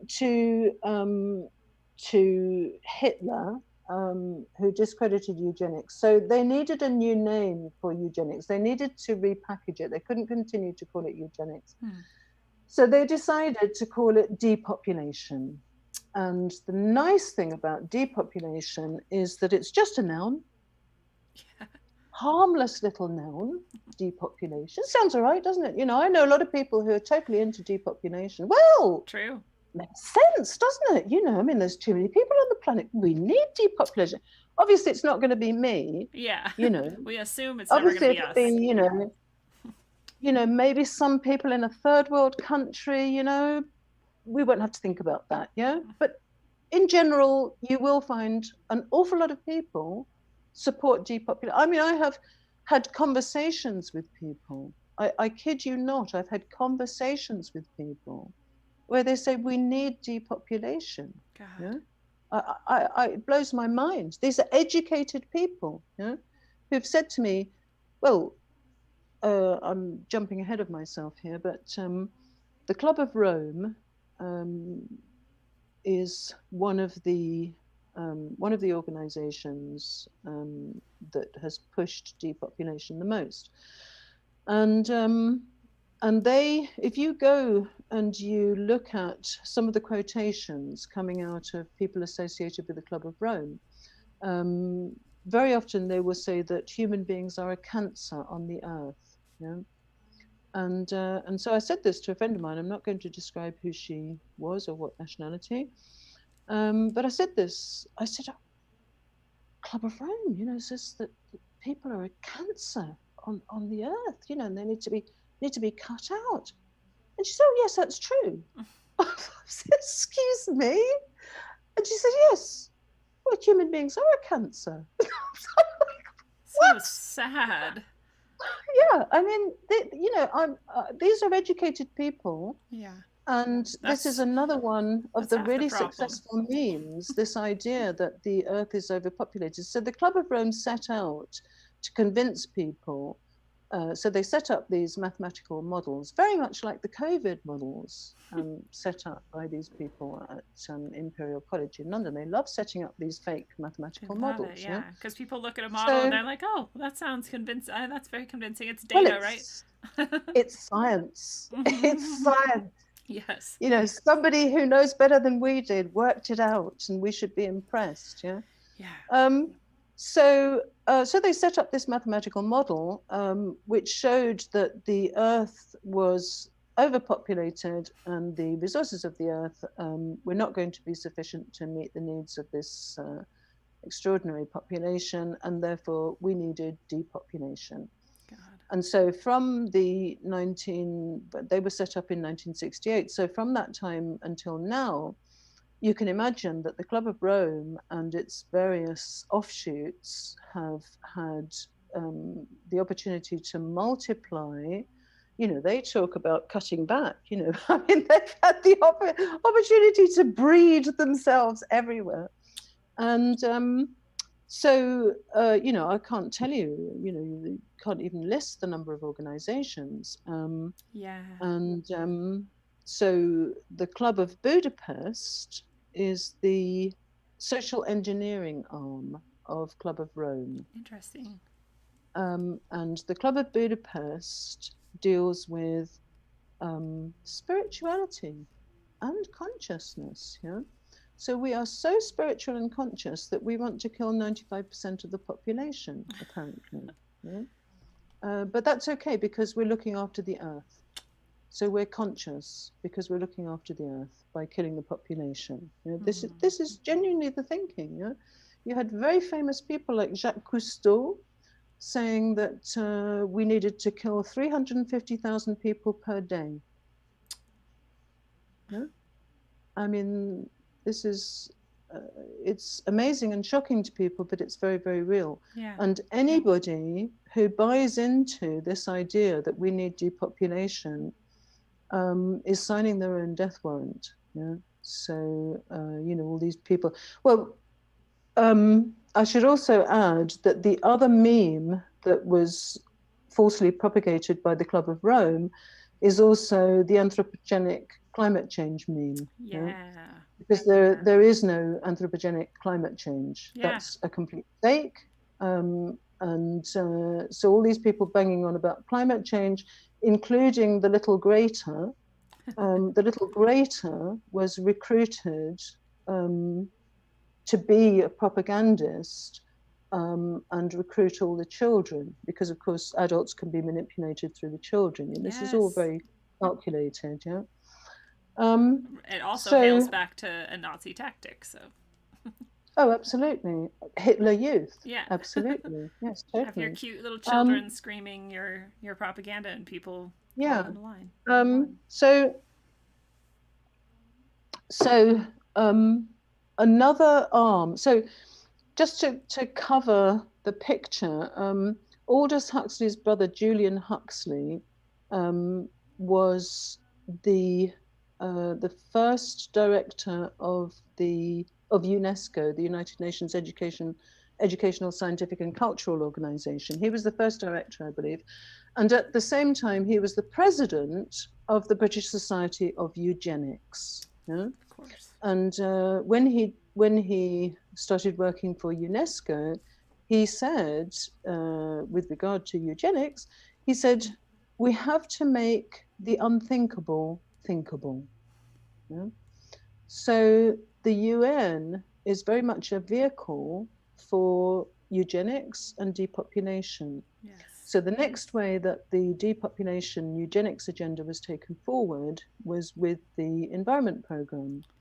So when you start looking into this, you find that these people who buy into this call themselves Gaians. You know? So their aim is to save the earth.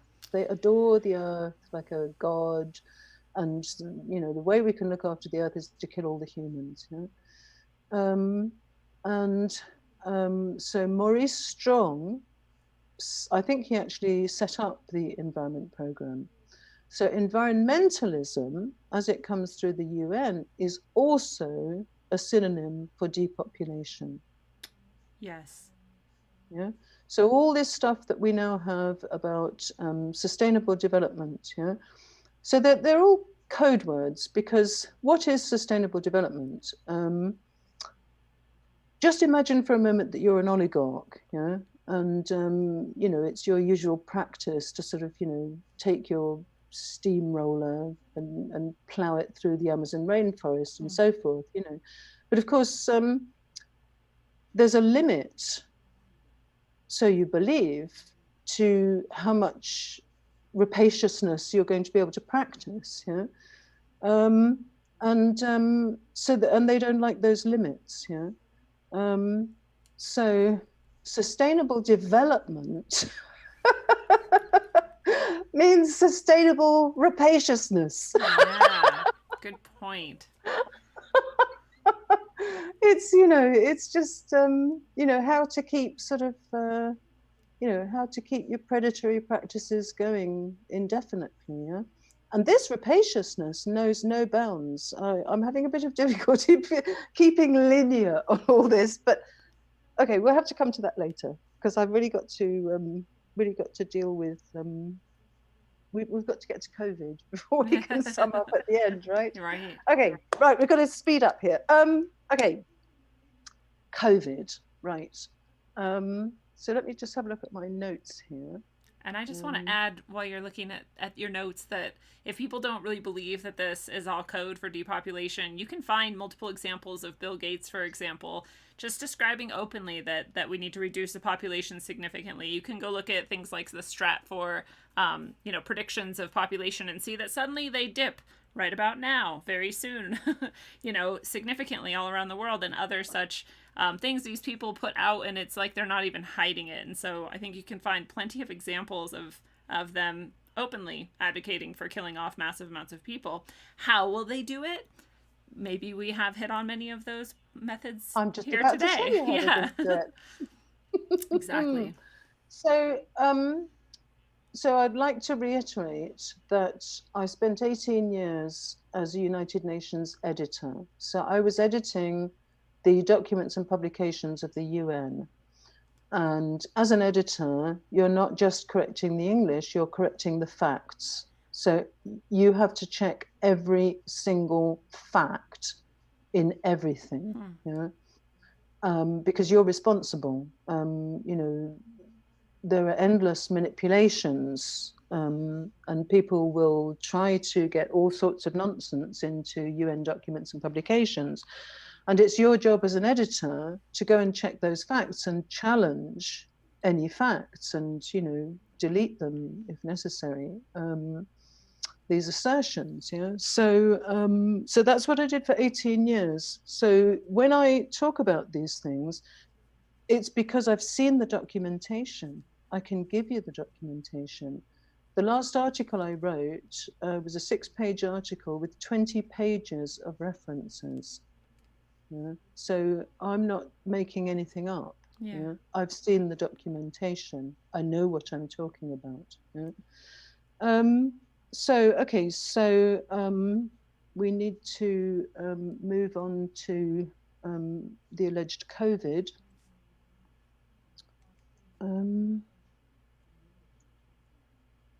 So I made some notes here. I think I did anyway. Where did I make them? Here.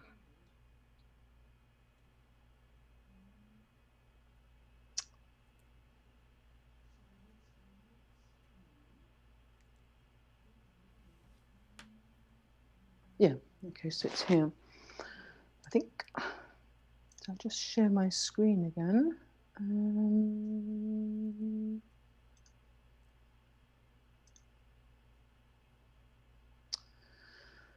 So can you see that? Yes.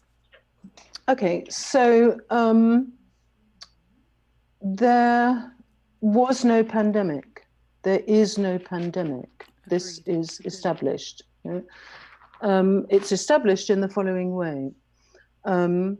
We've already talked about the preference in the medical fraternity for thinking about the body as material and not consisting of frequencies. Therefore, they would look for something like a virus. They would want to have the evidence of something they regard as concrete, like a virus. Yeah? So let's have a look at this supposed virus. Now, perhaps I should even say that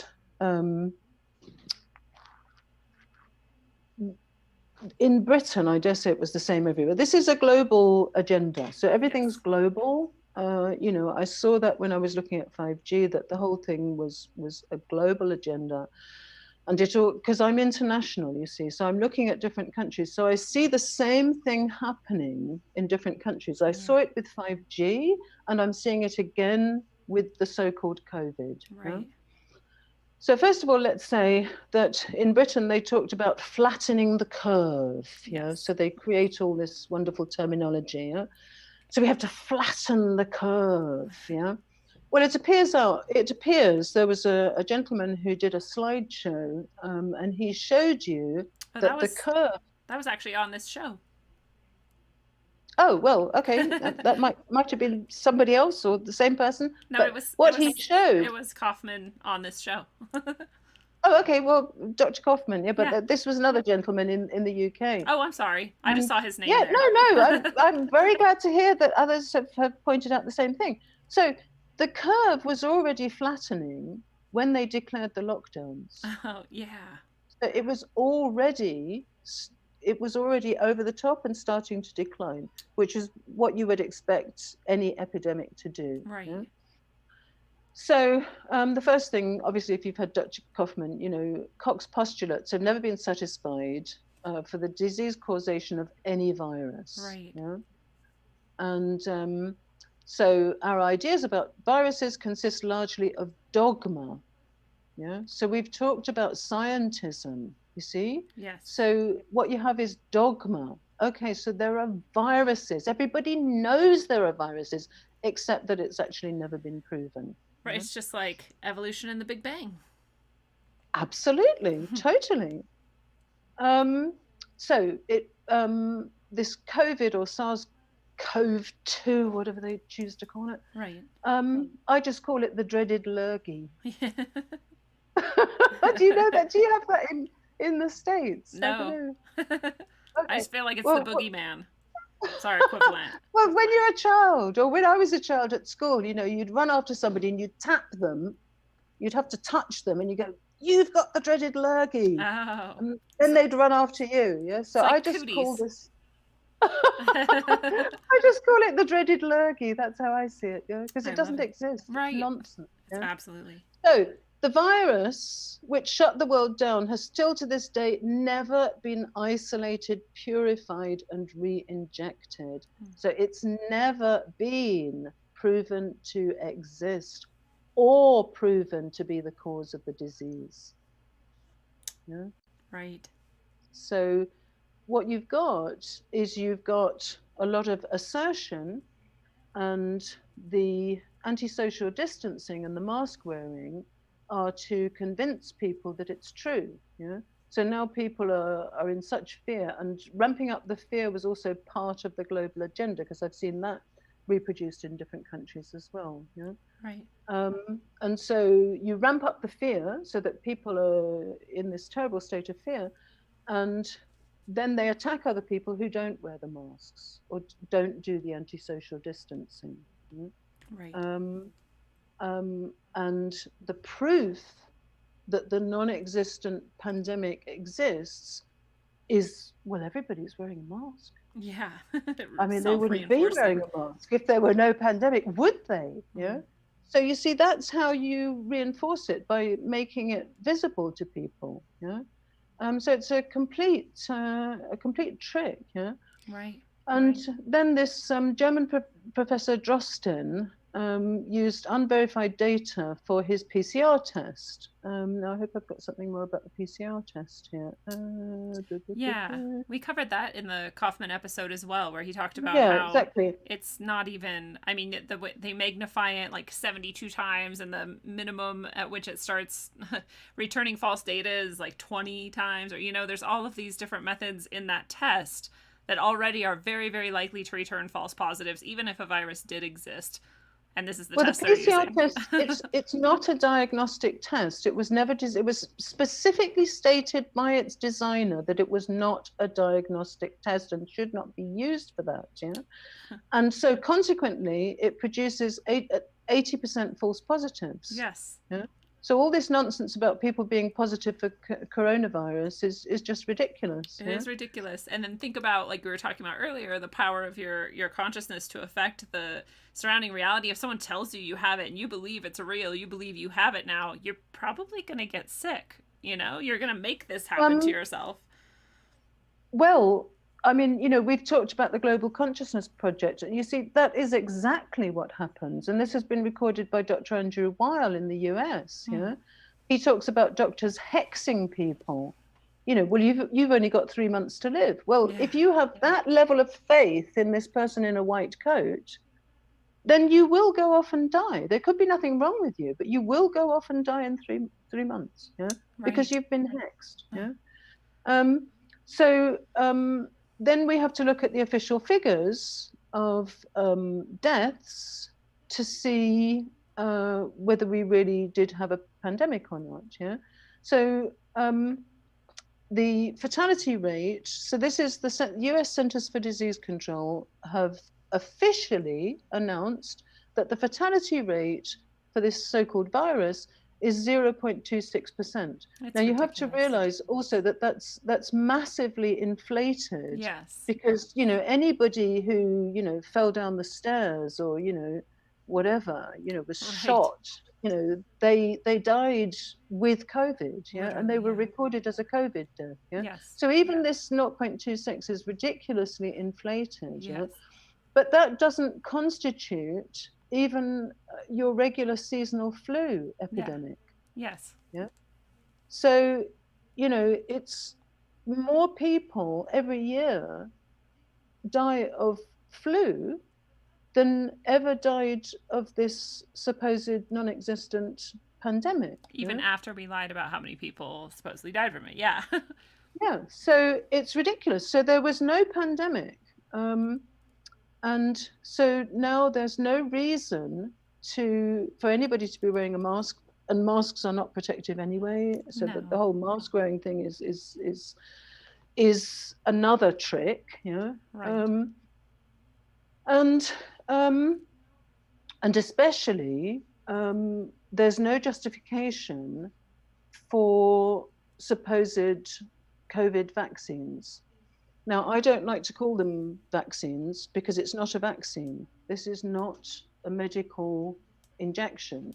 This is something else altogether, which we need to get to. Yes. I don't call it a vaccine because it's not a vaccine. I call it the Terminator shot. Yeah. Because it will cyborgize you, for one thing, and it will also provide a switch, because each of these injections is numbered. Yeah? So if you're given the shot, then they will know who had that particular shot, and you can be terminated at will. Yeah? So if you're, you know, a useless eater, then, or if you're a dissenter, then you can be terminated. Yeah? But that's not the only thing about these terminator shots. Yeah. So let's just see if, so this is lovely. The top official dealing with the COVID outbreak in Russia described the whole thing as bullshit. Good for him. I love that. Or her. Tell it like it is, yeah? Yeah. And then you have this very sensible president of Tanzania had a goat and a pawpaw and a jackfruit tested for the virus. And they all came back positive. Well, no, the jackfruit wasn't positive, actually. Oh, okay. That's just the goat. Just the goat and the pawpaw. Yeah. Yeah. That's insane. And on the anti-social distancing, a US attorney described it as a CIA torture technique because we live in relationship with other people. Yeah. We're social animals. Yeah. So the social distancing is it's the worst type of torture technique for us. And I think the real reason for the anti-social distancing is that the 5G weapon and the 5G facial recognition won't be able to distinguish you in a crowd. They need you to be anti-social distancing so that you can be targeted. And they need a period of time to train us into full or near full compliance before they can reliably use that method. Yeah. Well, people have to defy it. Yeah. Right. Okay, so we need to very rapidly talk about the symptoms of this supposed virus. I produce a newsletter, or have been producing a newsletter. Actually, I'm not going to produce anymore. It's too much work. But you see, I've been documenting all of this right from the beginning of this hoax. So I've been watching very carefully what's gone on. And what you find is that the doctors all say this is completely unprecedented in terms of the set of symptoms I'm seeing. The treatments don't work. The usual treatments don't work. And in fact, things like ventilators kill the patient, which is completely unprecedented. It's murder. The people carrying out autopsies say this is extraordinary. I've never seen an entire body riddled with blood clots like this. Yeah. So you see, what you're looking at, you're looking at two things. I would say that old and sick people were targeted for death. I don't know legally whether you would call that murder or manslaughter, but they were targeted for death because help was withdrawn from old people, and it's known that old people lose the inclination to eat or drink unless they've got somebody there cajoling them. Yeah. So that was one thing, that the staff were massively reduced, but also there was a complete withdrawal of healthcare from the sick and the old. Yeah? So they were targeted for death. They were triaged out to die. And I would say that the reason for this is that in order to justify the pandemic, you needed deaths. Absolutely. So this was deliberate. Yeah, these people were deliberately targeted for death. Yeah. And all of the people, like you were talking about, who, if this is a CIA torture technique to anti-socially distance people like this, there's been a lot of suicides and a lot of, drug overdoses and these things that people do to sort of self-soothe in destructive ways. And they knew that was going to happen as well, I would say. And those are more, you can add that to the list. Well, yes. And I need to close up this document and open another one that I've got here. Which is, this was put out by the UK column News. Hope I can show it to you. Yeah. Can you see that? Excess mortality? I'm still looking at the Word document. Okay, so I need to change over, I think. Let's have a look.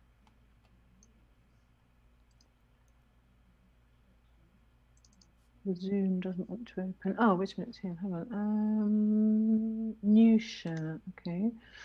There we go. Can you see the excess mortality now Yes. on my screen? Yes. Yeah. Now I can. Okay.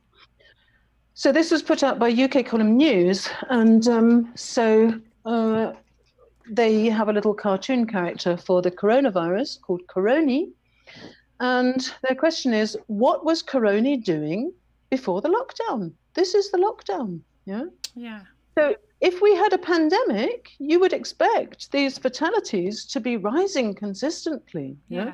But no, the deaths didn't start until the lockdown started. Interesting. Yeah? It's really telling. So it means that they're lockdown deaths and they're nothing to do with the supposed virus, yeah? Yeah. So that's extremely significant. Yeah. Now I need to go back to the other document.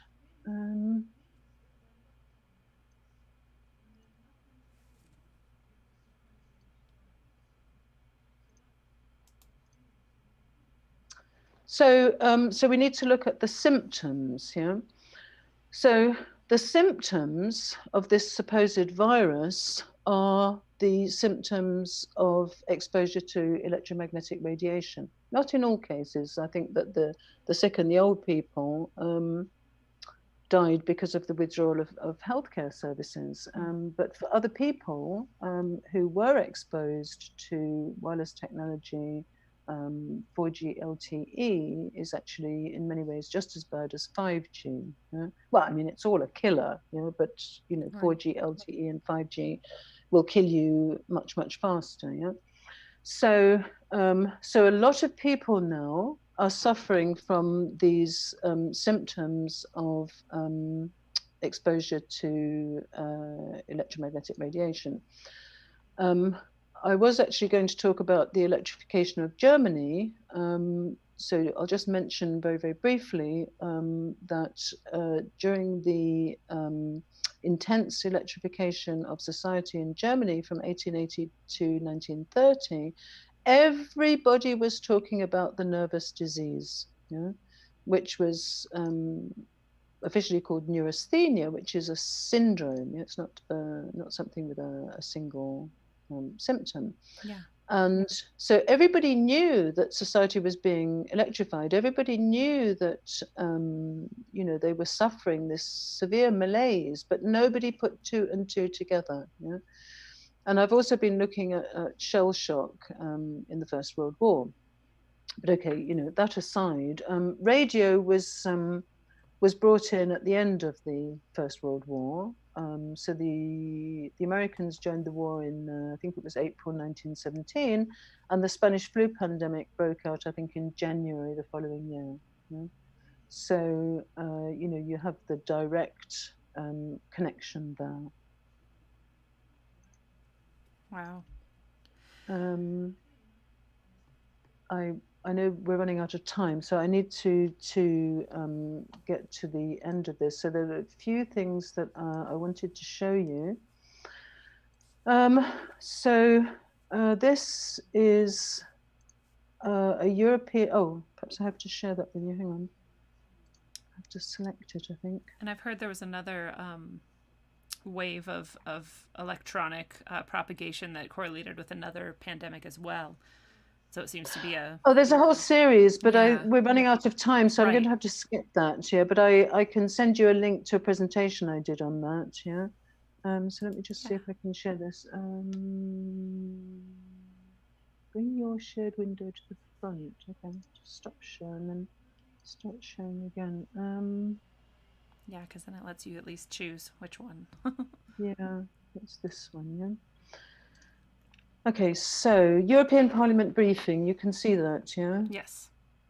Okay, so there was a European Parliamentary briefing in February this year, and this is what they said, and really, I don't know whether any action, well, I'm told that the Commissioner for Health, I think the other day, said something about looking into 5G something a bit vague. I don't hold up much hope because I've seen the results of these reports, and it's basically a whitewash. But Right. well, fingers crossed. Hope springs eternal. So this is what this briefing said. No one knows what 5G actually is and whether it has impacts on human health and the environment. They just determined that? I mean, that seems crazy to even say out loud. Well, this is a European parliamentary briefing, and that is true. Wow. No one I believe knows. it. I just No, am shocked that they it's would say undefined. it. Look, Tom Wheeler did a press conference in 2016, and he said, if anybody tells you they know what 5G is, run the other way. They're lying. He said, we're not going to wait around for committees and commissions to sit around deciding on the standards. No, we're going to roll it out without the standards. God. It's undefined. It's completely undefined, yeah? So nobody knows what 5G actually is or whether it has impacts on human health and the environment. Actually, we do. We've got 31,000 studies. Right. And we've got a lot of studies on what it does to nature as well, insects, trees, etc. Yeah? No research has addressed the constant exposure of 5G. The other thing we have to realize is that these pathetic safety guidelines of 20 million miles an hour, they are averaged over, in the US, these are averaged over 30 minutes. So imagine, you get a peak exposure for 5 of the 30 minutes, but the whole thing's going to be averaged over 30 minutes. So you never had that peak of exposure at all when you look at the average. Yeah. Yeah. This is the trick. Yeah. I mean, there are so many tricks involved in this. Right. The rest of the world uses these supposed international commission ICN-IRP guidelines, and those are averaged over 6 minutes. Yeah. So nobody, with 5G, you're talking about 24 hours, 7 days a week, total saturation, blanketing the earth, completely inescapable. No research has addressed the constant exposure. Yeah? The European Commission has conducted no studies on the potential health risks of 5G. That means that it's the biggest biological experiment in known human history, and you are part of it. Yeah? The other thing is that 5G employs a very high level of pulsations. Yeah, so you've got the signal, and then the signal is modulated with information, and that comes in pulsations. Well, your body doesn't work with pulsations. Yeah, so imagine, your body. No, I'm not a medical person. This is just my supposition. Yeah, but the body always seeks to be in homeostasis. Yeah, so. The body will always adjust, to its conditions. Well, how's it going to adjust to pulsations? Yeah. When it's being hit, it can never adjust to that. It's impossible. Yeah. Multi-level interactions between high-frequency EMF and biological systems. So the other thing they're not taking into account, so even if there are studies, the studies are not, well, there aren't really any studies, but a few studies on millimeter waves, but they don't take into account real life conditions or pulsed modulated signals, yeah? Nor do they take into account that you're not just going to be exposed to 5G. No, you're going to be exposed to everything that you're already exposed to, and you're going to be exposed to, 17 people's cell phones and 3G, 4G, 5G altogether, Right. HARP coming from the sky, the 5G satellites, and, and everything. Yeah. Now that's never been taken into account, these interference effects. Yeah. Yeah. This is, if 5G will kill you, I mean, to call it diabolical is just not strong enough. Yeah. I mean, this is a crime against humanity. This is a deliberate, calculated crime against humanity. And we are talking eugenics, and wireless technology is a weapon. Yes. You know? Okay, I'm going to move on rapidly because I want to get to the final bit. So the EU's current provisions are 20 years old. We've already covered that. Actually, they date from 1953. The WHO, International Agency for Research on Cancer, classified radio frequency EMF as possibly carcinogenic to humans in 2011. Yeah, it was classified as a 2B, and there are a lot of scientists who say it should be a class 1 carcinogen at this stage. Yeah? So I know we want to finish, so I need to press on. Yeah?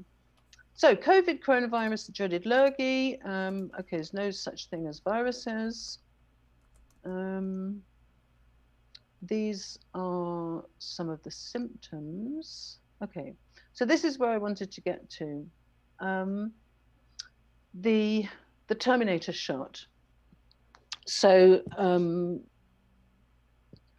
the vaccines work together with 5G as a binary weapon. So 5G is already a weapon, but the vaccines would work together to make a binary weapon. And the first example of such a binary of the use of such a binary weapon was the Gulf War syndrome. Yeah, that was as a result of that. Yeah. So for one thing, if you fill your body with aluminium, as vaccines do, you're drawing the signal to the aluminium. Yeah? So this alone would devastate the body. Yeah. Yeah. So what does the 5G Terminator shot enable? Well, I've described it as a nightmarish prison planet. To be honest, that's much, much too weak. Yeah, you know, that's because nicer than it is. I can't find the words for it. You know, Right. This is, you know, take Orwell and Huxley, multiply by 10 million, you might come somewhere near it. And the reason that people have such cognitive dissonance over this. Oh no. You've just cut out. Plot. They say, oh, come on, nobody's going to go and see that. That's ridiculous, you know. But the fact is that this is true. Yeah. So this is beyond your worst nightmares. You couldn't even imagine this. Yeah. So 5G enables the Internet of Things. What does that mean? I have a list elsewhere, but we don't have time for it. So they want to connect absolutely everything: baby's diapers, bottle of juice, carton of milk, you know, anything that's anything will be connected to the Internet of Things. Your refrigerator, so that means your car. Yeah. If you're so allowed that to have means a car. that you wouldn't be allowed to. No, No. too much energy use. And so you would be enmeshed with all these signals whizzing by you back and forth constantly. Well, this alone would kill you. Yeah. The Internet of Bodies. They want to connect up all the bodies to the internet as well. So I would say that this is the point of the Terminator shot, is to connect up the bodies to the internet. Yeah. Yeah. Now, what does that mean? It means, you know, they have this nice word, transhumanism. I call it cyborgization. Yeah. Because you would no longer be human. You would be a robot. Yeah. Now, I don't know if anybody's seen all the animals that have been turned into robots, you know, cockroaches and even monkeys and so on, Right. Where they can, you know, like a remote control car, you know, they can completely control. And then this is what is intended with this Terminator shot, yeah? Now, the second thing in terms of the Internet of Bodies is that the bankers have a new system called Go Direct. And the person who's the expert on this is Catherine Austin Fitz. And everybody needs to go and listen to what she says about the injection fraud. Yeah? Because there was a patent brought out, well, it was brought to my attention earlier this year. I don't know if it was brought out earlier this year. But the body would become a sort of management system for the new cryptocurrency. Do you know the number of that patent? Yes, I think it's 666, yes. isn't it? Yeah, exactly. Yeah. Hmm. So that's the idea. We'll dispense with all this rubbish. Having to sell you things and advertise and all the rest. No, we'll just hijack your body, Yep. and just go direct. That's what it means. Yeah. The other thing is facial recognition. So in China, there was a BBC reporter who sort of challenged the police to find him in a crowd in China. And they found him within 7 minutes using facial recognition. Wow. So you would be tracked absolutely everywhere. Then you've got Kurzweil's singularity, which is merging human and machine. So he thinks this is a really great thing. But what he sees coming out of it is an amazing machine. What I see going into it is the humans that would be chewed up and spat out. And then you've got Musk's Neuralink, which is a brain-computer interface. So the selling point for Neuralink is this idea that, wow, you could have a direct connection to the internet. No. That's how they're selling it to you. They want your brain for their internet. Yeah. They want your brain power. Yeah. It's the complete opposite. Yeah. We are extraordinary creatures, and we have no idea how incredibly powerful we are.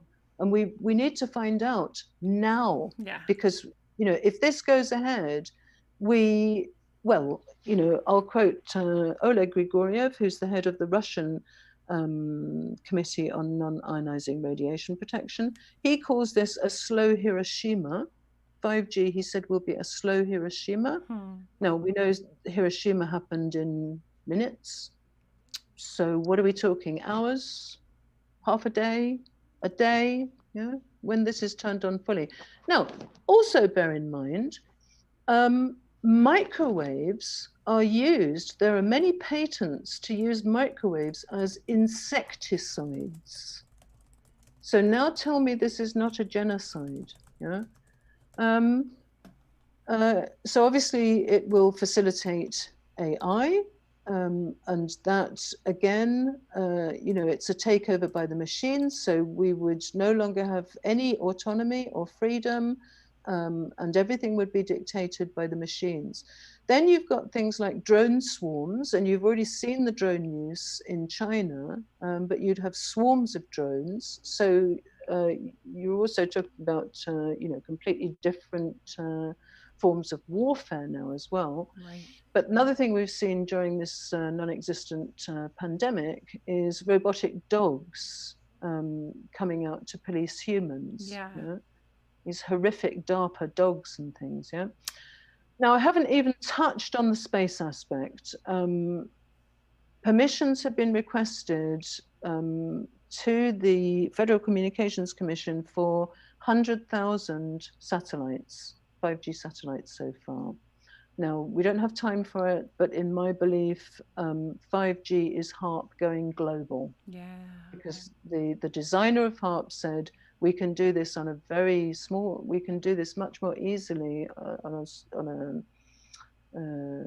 without these huge edifices and arrays and so on, once we have digitization. Well, now we have digitization, and just in time for them to close, pretend to close down HARP in Alaska. There are actually 40 HARPs across the world, as far as I know. So I think that 5G is HARP gone global. Yeah. And, when you're talking about HARP, you're talking about emotional manipulation of populations, right. Making them enraged, which could be what's happening in America with the whole Black Lives Matter. Yeah.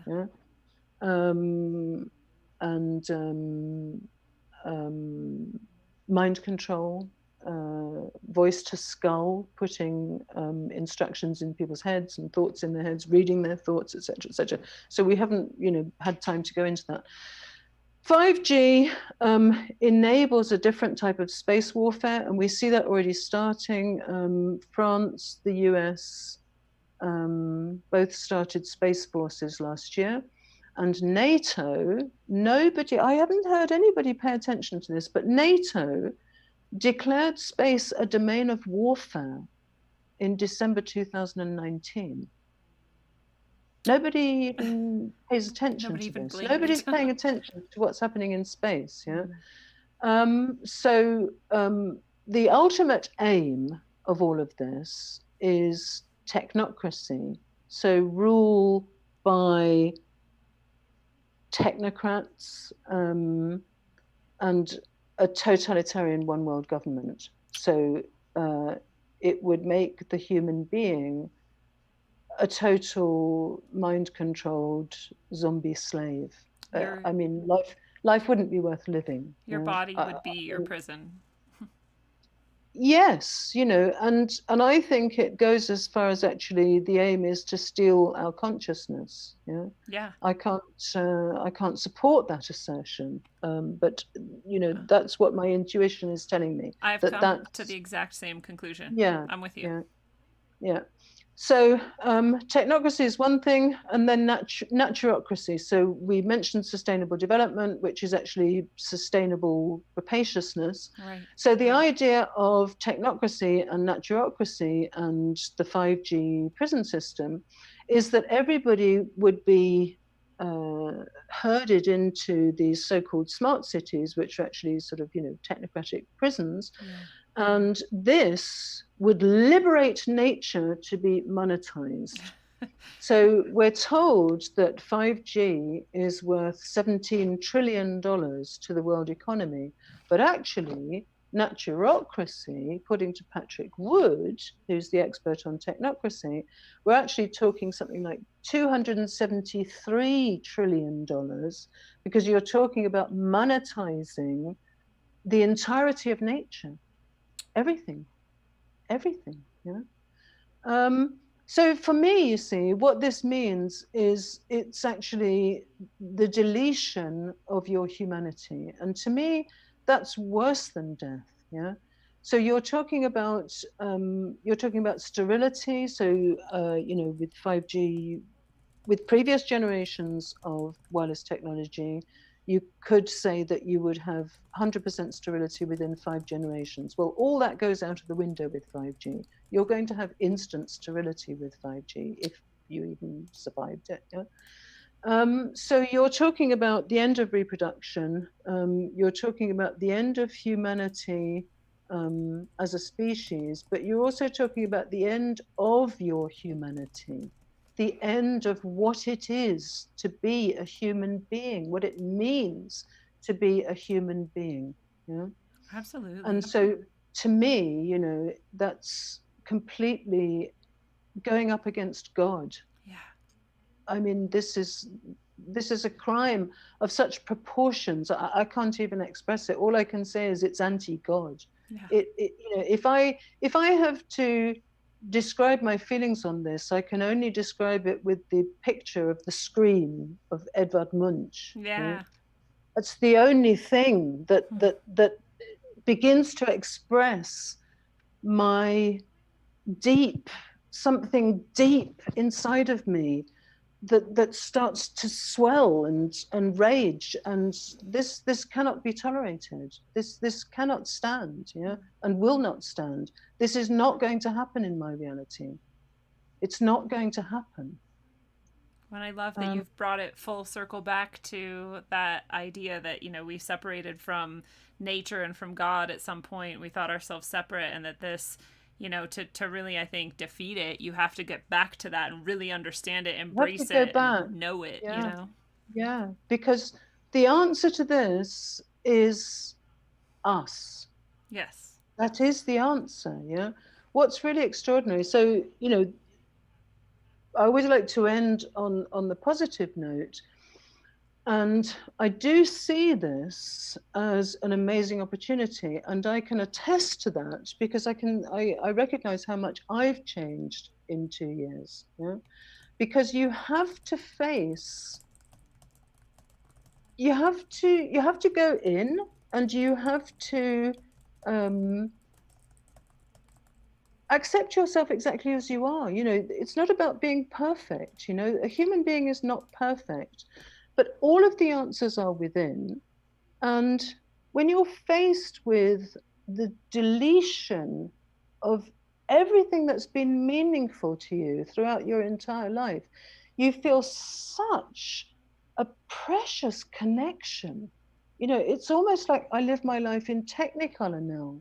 I feel such joy. You know, we talked about the dragonflies. Yeah. I feel such an intensity of connection to the trees, to the birds, to the insects, because I know that they're so threatened, you know, and I feel a very strong bond and commitment to defend them. It's not just about human health, yeah, it's about the entire planet and everything that's living on this planet, yeah. That's very well said. So that's what we need to do. We need to say no, yeah, and it really is as simple as that. I think we have to recognize that the people we're dealing with are cardboard cutouts. Yeah. This is really the Wizard of Oz behind the curtain. Yeah. And the only thing that's stopping us pulling back that curtain and seeing what's there is the trick or the tricks that they've played on us. Yeah. Pretending that they're all powerful. They're not. Yeah. As soon as humanity stands up and says, you're not going to do this to us, it's over for them. This is why they are pushing ahead so fast now with these Terminator shots. They have to go fast because they've already murdered tens of thousands of people, and they are now in very, very serious trouble unless their plan succeeds. So what we need to do is we need to have new Nuremberg trials, and we have to put these people on trial for complicity and conspiring to genocide. I love it. I love it, and I have some questions the audience wants to ask you, and I have a few questions that came up as we were talking, and so I'm hoping, even though we're running a bit late, that we can get in a few more short questions before we wrap up. It's fine by me. I just feel a bit guilty about going on so long. But you see, it's such a massive no, it's awesome. Subject. Yes. You know? I mean, and like you so said, massive, and like you said, there's things that we didn't even touch on that we could have. Oh, so yeah, it could be, we could do this for 8 hours and still only touch the surface. But I have a few that I'm going to throw in, one from the audience and one from me. And then I think some other people are getting some ready. So I'll start off with, you said earlier that we had 3 months to figure this out. Why did you choose 3 months? What's happening in 3 months? Well, you know, we have to understand that everything is a lie. So everything they tell you is a lie, yeah? And amongst the lies, you have to decide what you're going to conclude, yeah? So one of the lies is that Elon Musk needs an entire constellation before he can switch on his 5G satellites. And he's going to have that in September. Yeah? So we are very much on the brink. September is but I actually believe that he's already been using them. You see, we have connections to so-called electro hypersensitive people all over the world, many different countries, and we are getting reports that, you see, if you're electro hypersensitive, you have to protect yourself. You know what to wear, what to eat. You know, you've protected your home, you know, maybe you live in the woods, you know, you've got your remedies, yeah? Right. Now, what we're hearing from these people is that suddenly nothing's working anymore. Suddenly they're tortured, and they weren't tortured in their home before. You know, their usual treatments are not working. So we have a very strong suspicion that actually these satellites are already working. Yeah. I feel that way too, and September was mentioned since January as when wave 2 will hit of coronavirus or whatever, you know, the nonsense. So well, I mean, the second wave, you see, there was no first wave. As I've explained, there was no first wave. Right. Nobody died from the fake coronavirus. Yeah, what they died from, they were targeted for death through the withdrawal of health services. Yeah. Because, you know, the perpetrators needed deaths, you know? So nobody died in the first wave. But, you know, you will have watched this this interview with Bill Gates where he's snickering about the second wave. People are going to be paying attention to the second wave. He's He laughing. knows, because you have to ask the question, the Austrian government is talking about a second wave and a third wave. Do they employ fortune tellers now? Yeah, right. Like, how did you know? How did you pick this this date? Yeah. Where's the science on this? Right. Yeah. How do you know there's going to be a second wave? You know there's going to be a second wave because you are part of this global conspiracy to commit a crime against humanity by exterminating most of the population, and we are going to stop them. Yes.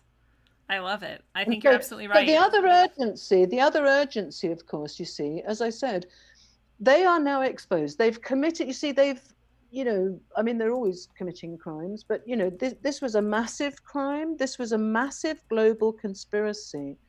And now they are totally exposed. So they must rush the vaccines. Yeah, they have to get to the vaccines really quickly to cyborgize and imprison the people. Yeah. So this is why it's now so urgent. I see. Because we have to stop the Terminator shots. Absolutely. As well as fighting. Speaking of that, I'll jump to a question out of order. Somebody just asked, how are you going to get out of the vaccine? Because I personally have said multiple times that I literally will die first. I'd rather die. I'm not giving consent to being murdered or whatever, but I will do anything I won't have it, period. But what about you? Do you have a plan or? Well, there are other aspects to this which I haven't touched on, and I don't normally touch on when I'm speaking in public. But you see, I do think, why do you think that these oligarchs and, the powers that were, why do you think they spend so much money and so much effort tricking us? I think they into consenting, because it's all about tacit consent. Why do they do that? It's because, according to the laws of the universe, they have to have our consent. So in Black Lives Matter, bending the knee is giving obeisance.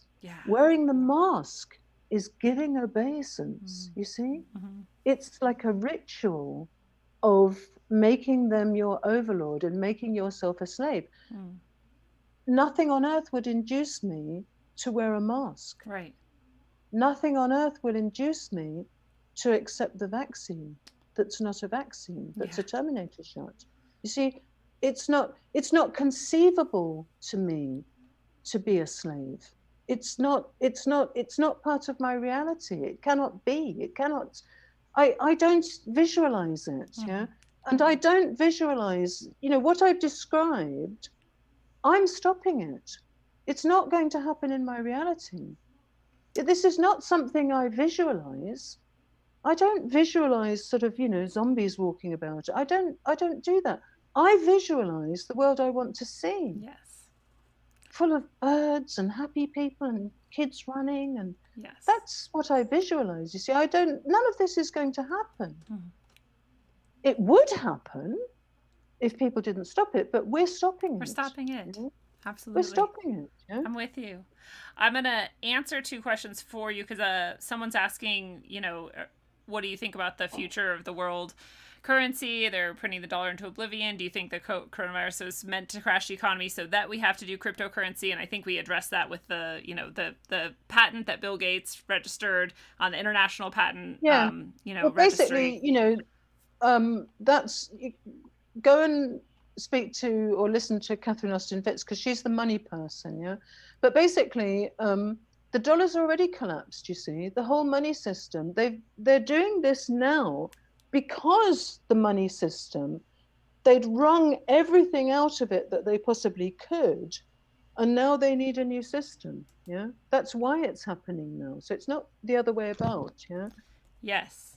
And they've already written it into many of the bills in the United States that cryptocurrency is going to be the way that they move forward. So we know this is so it's very slated.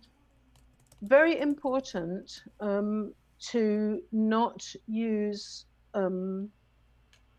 it's very important to use cash. You know? Yes. I always use cash. And coins, Everywhere I especially. go, I That use there's cash. a coin shortage. You want to use it even And more coins, now. Someone's Yeah, asking if you were going to absolutely. And all of settle. this, Sorry. yeah, carry on. Oh, somebody was asking if you were going to settle anywhere in the world in the coming years, where would you choose? So I think that's asking basically where would you tell them to go if there's a place that's safer than others. Well, this is the other beauty of this particular conundrum. There's no solution. Yeah. Now, with all the previous wireless generations, you could have found somewhere in the countryside that didn't have antennas, or you could have done this, or you could have done that, or you could have gone to some that didn't have all these things. Yeah. Now you can't. Yeah. The word is blanket the earth. Yeah. Yes. So you're not going to find anywhere. You're not even going to go underground. Forget it. You're not going to find anywhere. You have one choice only. This brings me to this whole issue of shielding. Yeah. So you've got a lot. I have to say I'm in disagreement with many of the Stop 5G campaigners. Yeah. Because one, they give people to understand that all we've got to do is stop 5G, and then we can just live with 4G. We can't. The whole lot has to go. And the other impression they give is that you can shield yourself. Oh, yeah, you can paint your walls with lead paint. Oh, wear a shungite pendant. Mm-hmm. You might have been able to do some of those things with previous generations, but with 5G, forget it. You have one choice only. And as I've described, it's not just about health issues. It's about the cyborgization. It's about the enslavement, the smart cities, the imprisonment, Yes. the theft of your consciousness. So we have one choice only. It all has to stop. All of it. Yes. 2G, 3G, 4G, and the cell phones have to go. I'm sorry, I'm completely uncompromising about this. I do not have a cell phone. I don't have a cell phone. I took a hammer to it 18 months ago when I understood that this was destroying my planet, destroying me, and destroying everybody around me. Yeah. So we need to be responsible. People who own cell phones, they're destroying everything. Yeah. They're destroying the planet. For what? To ask what you're going to eat for dinner when you're standing in the supermarket. What's so important about having this cell phone? I am so happy not to have a cell. I feel so free. Life is an adventure. Yeah. It's not, it's not a plan and a schedule. Life's an adventure. I'm quite happy to see what comes. I don't have any fear. Yeah.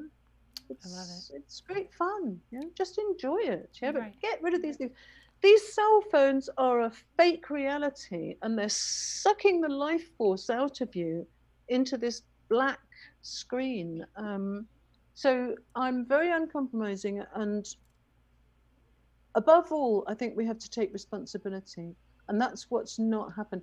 We are responsible. You see, I don't accept victimhood. Yeah. We're not victims. Oh, look what they're doing to us. No, I'm sorry. We allowed them to get into that position of power. We allowed it. Yeah. And now we've realized our mistake. And now we have to take responsibility, and we have to stop that. And that includes taking responsibility for the destruction that you inflict on the planet with your cell phone. Yeah. Give it up. I have grandchildren. They have never in their lives ever touched a cell phone. They're not allowed to touch a cell phone because it's so dangerous. It's bad. Because it's a killer technology. The cell phones and the wireless technology are weapons. Agreed. Okay, last question, and then we really will wrap it up. Well, two more. One, somebody asked, and I think it's a great question, do you have any insight at all on how many troops they're going to send out with the UN troops to various countries? No, I've no idea.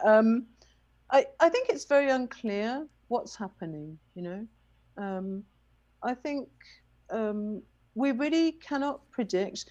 We can find out certain things. A lot of things we can't find out. And a lot of things we have to work out for ourselves, or just accept that we're just not going to know. Yeah. And I think that many things can happen. Life is not linear. Life is full of synchronicities.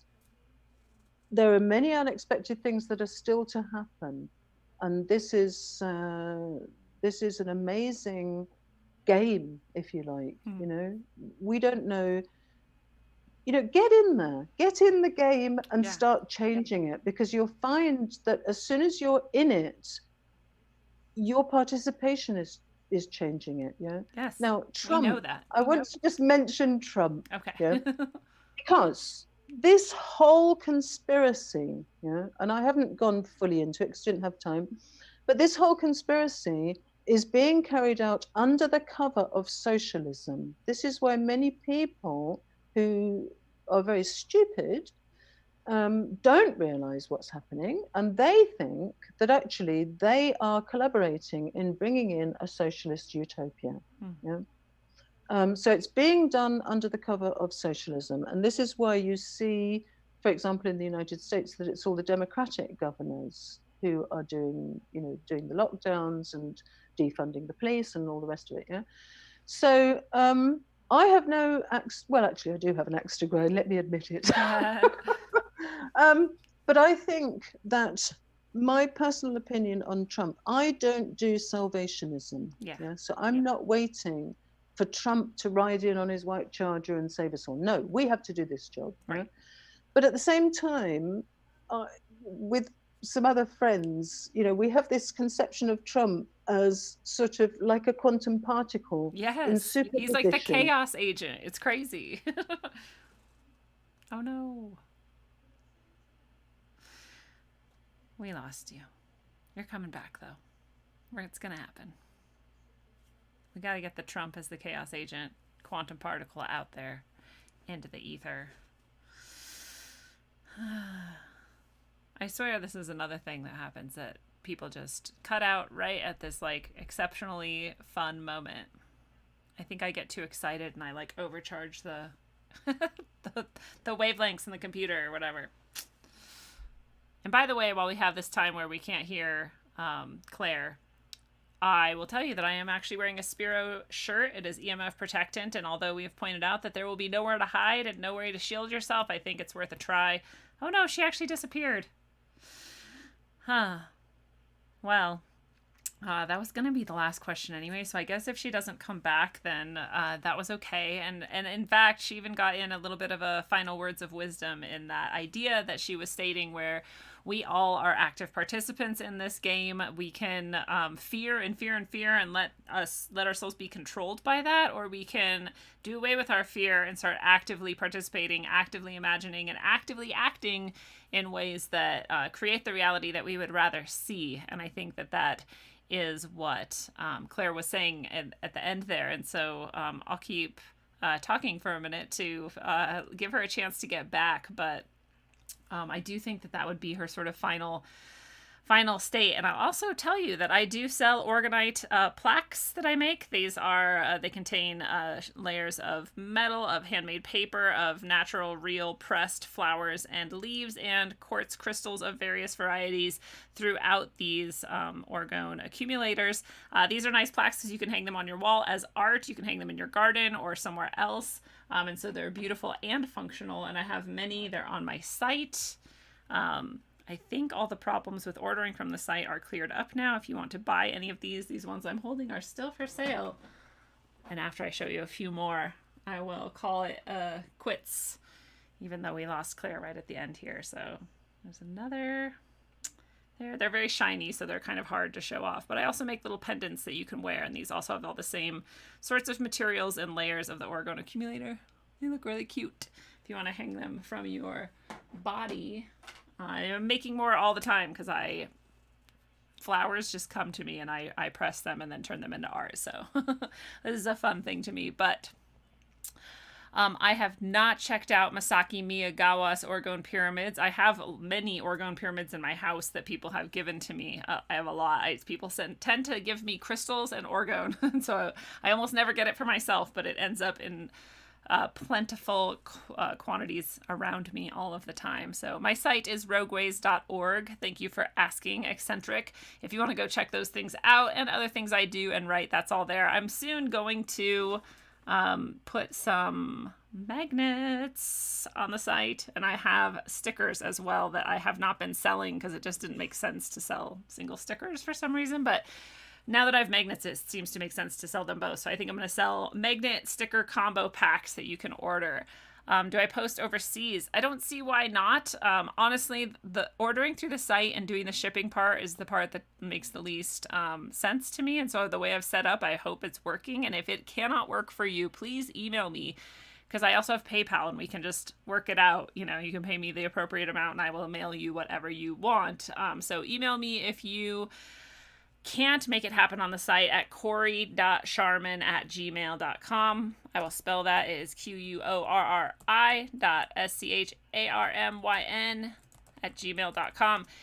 If you go to rogueways.org, it actually is corysharman.com. They're the same site, so if you need that spelling and you're not in the chat right now to see me having posted it in the comment, you can grab the spelling there. So I think we can officially say now that Claire is not coming back. And like I said, I think her final words were pretty beautiful as they were. And that was that all of us are powerful beings, just like I always say, and we have the ability to create the world that we want. And so, fellow travelers of the path, it is a beautiful thing. This has been your analog electric concentric dose of wisdom according to Claire Edward. Claire, I'm so glad if you're out there trying to get back on. I'm so glad that you were able to do this, and especially in the middle of the night, like I said, it's very cool. The Rogue audience has loved it, and maybe you can come back and we can talk some more about other things in the future. And so, the world doesn't have to end in fire just because they tell us it does. We are powerful beings, and we do get to choose.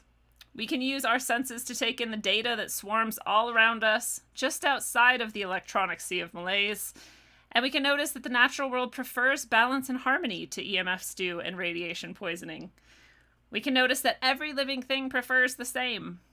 We can remember that we are an integral part of the web of existence that is now strained nearly to breaking, and we can take up our place as proper stewards to ourselves, the natural world, and the greater net of all that exists.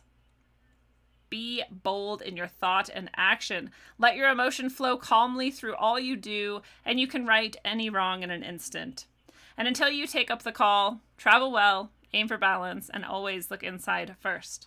Mwah. Yeah, come on, Rat Kings, baby. It's the rap machine. Yeah, check it.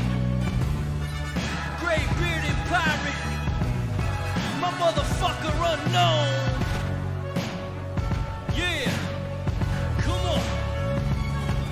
In the place with my fist up, meaning I resist the bullshit that they feed us and lead us. This is just a part of the process, man. Just watch this, cause this shit's about to get crazy like a mosh pit. We lost it, toss it, let's start it again. Cause now with technology, with smarter men and women, this is the beginning, not the end. And this is the message of hope that I send. Look on your TV, it's a culture of death. They'll keep on lying to the very last breath. We keep on striving and spreading the truth. It's hard to survive in this world for the youth. The door is closed, the old world is dead. Let's have an age of understanding instead. I'll include you and you include me. Let's see what we can build with some positivity. Let's go. You're moving too slow. Let me see your hands if you know what I know. Come on.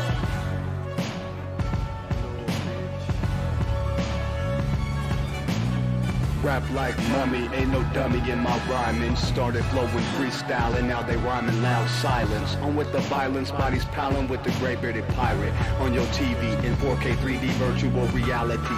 Casualty of urban warfare. I know but I'm not scared, just prepared and aware. Shining my light through the tunnel of hope.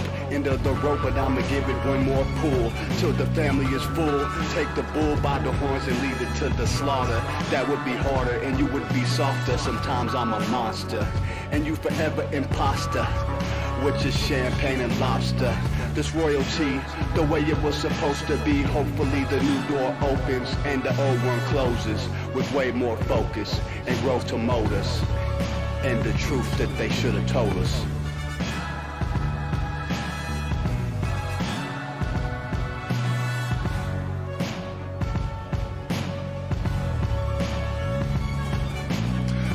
To them screens, it's a plot to drop the IQ. Fighting amongst each other over rulers that don't like you. Prefer us trapped in melancholy with the wood wands of holly. Suggestions that obliterate to camouflage the folly. Attempted mental robbery, executed sloppily. The paupers see this mockery and walk the talk with me. Put the hands up to touch the Akasha, cause you know deep down there's something bigger than your wallet. Everyone got a gift, everyone got a light. They want you to forget that ish, cause they can't dim the bright. The positive vibration takes you past the sign shackles, from the sewers and the alleys into moving castles. Who these assholes really serving with an exposed Achilles surgeon around the corner lurking to prove ascension trumps perversion? Learn them to catch fish and unplug the signal. Show them the simpletons now build the fucking temples.